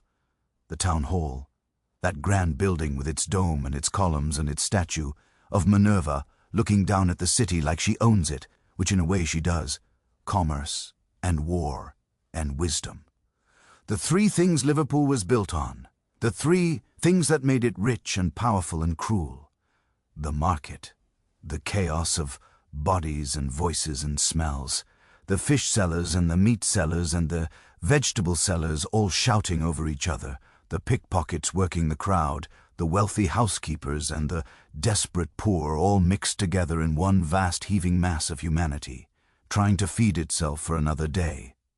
The church, St. Nicholas with its spire reaching toward heaven, the sailors' church that's watched over this waterfront for centuries, the bells that wake you every morning and count down the hours of your day, the graves in the churchyard where so many have been laid to rest, too many to count, too many to remember, the school for the blind, that quiet building where Edward Rushton taught children that their lives didn't have to be defined by what they'd lost, where people who couldn't see learned to make things with their hands and support themselves with dignity. A small act of compassion in a city that doesn't have much of it to spare. The library, the Lyceum with its 10,000 books and its dome full of knowledge that you'll probably never read, but it exists. That's something, proof that Liverpool isn't just about money and ships and the grinding machinery of trade, proof that some people at least believe in something more. The windmills on London Road, or what's left of them, most are gone now, torn down to make way for factories and warehouses. But you remember walking past them as a child, watching the sails turn in the breeze, hearing the creak of the wooden gears, a simpler time, a slower time, before steam and iron changed everything. And the railway, the locomotive at Lime Street, the sound of it, the power of it, the way it made you feel like you were watching the future arrive in real time. That's still with you, still turning over in your mind when you lie awake at night. The world is changing. You can feel it in your bones, in the new jobs appearing at the railway stations, in the old windmills coming down one by one, in the way people talk about steam power and iron, rails and speeds that would have seemed impossible just a generation ago. Maybe there's room in that new world for people like you. Maybe there isn't. But the possibility exists. The door hasn't closed yet. And sometimes that's enough to keep you going. Sometimes hope is just another word for not giving up. But right now, in this moment, none of that matters. Right now, it's just you and the evening air and the fading light and the quiet sounds of a city settling down to sleep. Your breathing slows in and out, in and out. The cold from the stone steps is seeping through your trousers, but you don't mind. You've sat on colder things, slept in colder places. This is almost comfort. Our table, by comparison. The stars are brighter now, more of them, visible as the sky darkens. You wonder what they look like from the countryside, from the farms and villages, where people live into their 30s, where the air doesn't taste like coal and the water doesn't taste like rust, where you can see the horizon instead of just walls and rooftops. Maybe someday you'll find out. Or maybe not. Maybe Liverpool is your whole life. Maybe you'll never see anything beyond these streets and these docks and these courts full of people struggling to survive another day. Plenty of people live their whole lives that way. Plenty of people die without ever seeing what's over the next hill. But tonight, tonight you're alive and your sister is alive. And the future is a door that hasn't opened yet. It could lead anywhere or nowhere. You won't know until you get there. The sounds of the court are fading, the last voices going, quiet, the last footsteps retreating into cellars and rooms, the last candles being blown out. Darkness settling over everything like a blanket. You should go inside, get some sleep. Tomorrow there might be work at the docks or work at the railway or no work at all. Tomorrow you might earn 4 shillings or earn nothing. Tomorrow anything could happen. But for just a few more minutes, you stay where you are, watching the stars, listening to the silence, feeling the cold seep into your bones. This is Liverpool. This is your life. This is 18 and something, and you're a dock worker living in a cellar, and every day is a fight to survive. But you're still here, still breathing, still looking up at the same stars that people have looked at for thousands of years. That has to mean something, even if you don't know what.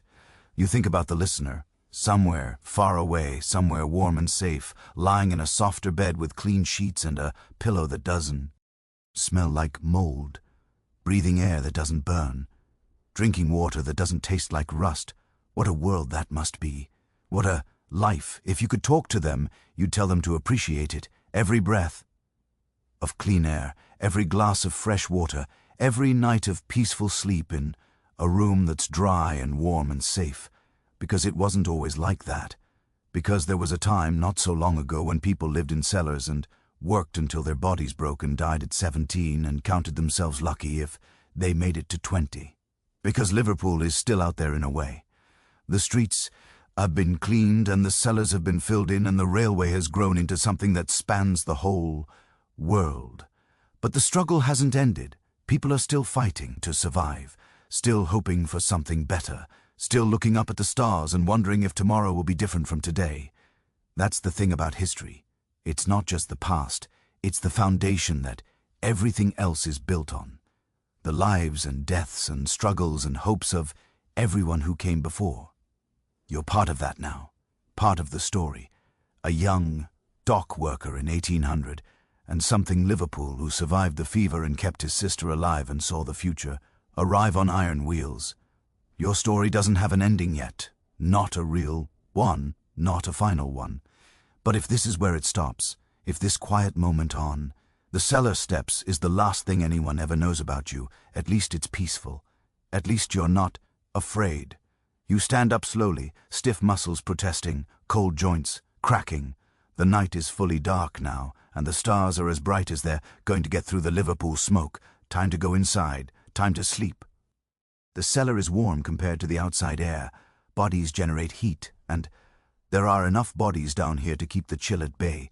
Your sister is curled up on her straw mattress, breathing slow and steady. George is snoring in his corner. The Welsh family is quiet in theirs. You lie down on your own mattress. The straw crinkles beneath you. The smell is familiar now, almost comforting. This is home for better or worse. Your eyes close. The sounds of the cellar seem far away now. George's snoring. The rustle of straw as someone shifts in their sleep. The drip of water, somewhere in the corner that never quite stops. These are the sounds of home, the sounds of your life. You've heard them so many times that they've become invisible. Background noise, the soundtrack of survival. And just like that, after everything you've been through, after all the miles walked and all the bales carried and all the hunger and fear and hope and despair, your body does what bodies do. It lets go. The tension in your shoulders releases. The ache in your back fades. Your breathing deepens, slows. Liverpool is out there. The docks and the ships and the railway and the grand buildings full of wealthy merchants.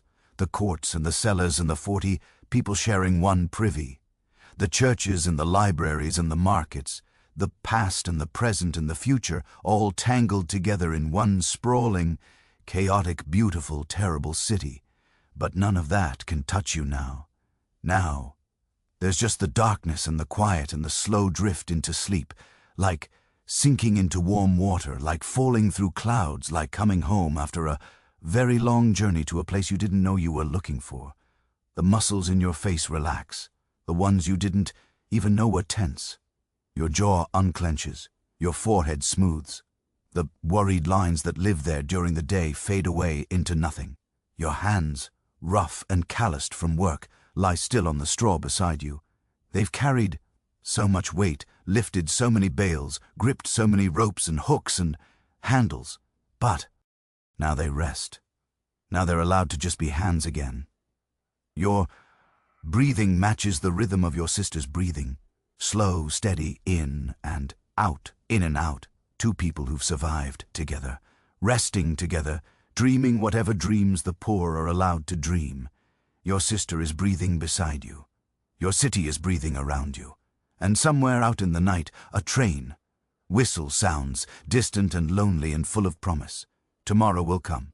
It always does. But tonight you rest, tonight you let go, tonight you sleep. And if you're listening to this story right now, lying in your own bed, in your own room, in your own time, maybe, you can feel it too. That same heaviness settling into your limbs, that same warmth spreading through your chest, that same gentle pull toward the darkness that waits on the other side of waking. Feel your pillow beneath your head. Feel how soft it is, how clean, how different from a sack of straw in a Liverpool cellar. Feel your blanket around you. Feel its weight, its warmth, the way it holds you safe in this moment, in this place, in this time that is so far removed from the world we've been visiting together. You don't have to carry cotton bales tomorrow. You don't have to stand at the dock gates hoping to be chosen. You don't have to worry about fever sweeping through your home or whether there'll be enough pennies for bread. That was their life, not yours. But their story lives in you, now, in the telling, in the listening, in this quiet moment between waking and sleep, where the past and the present blur together and everything feels soft around the edges. Let it come. Let your eyes stay closed. Let your breathing slow. You're safe. You're warm. You're home.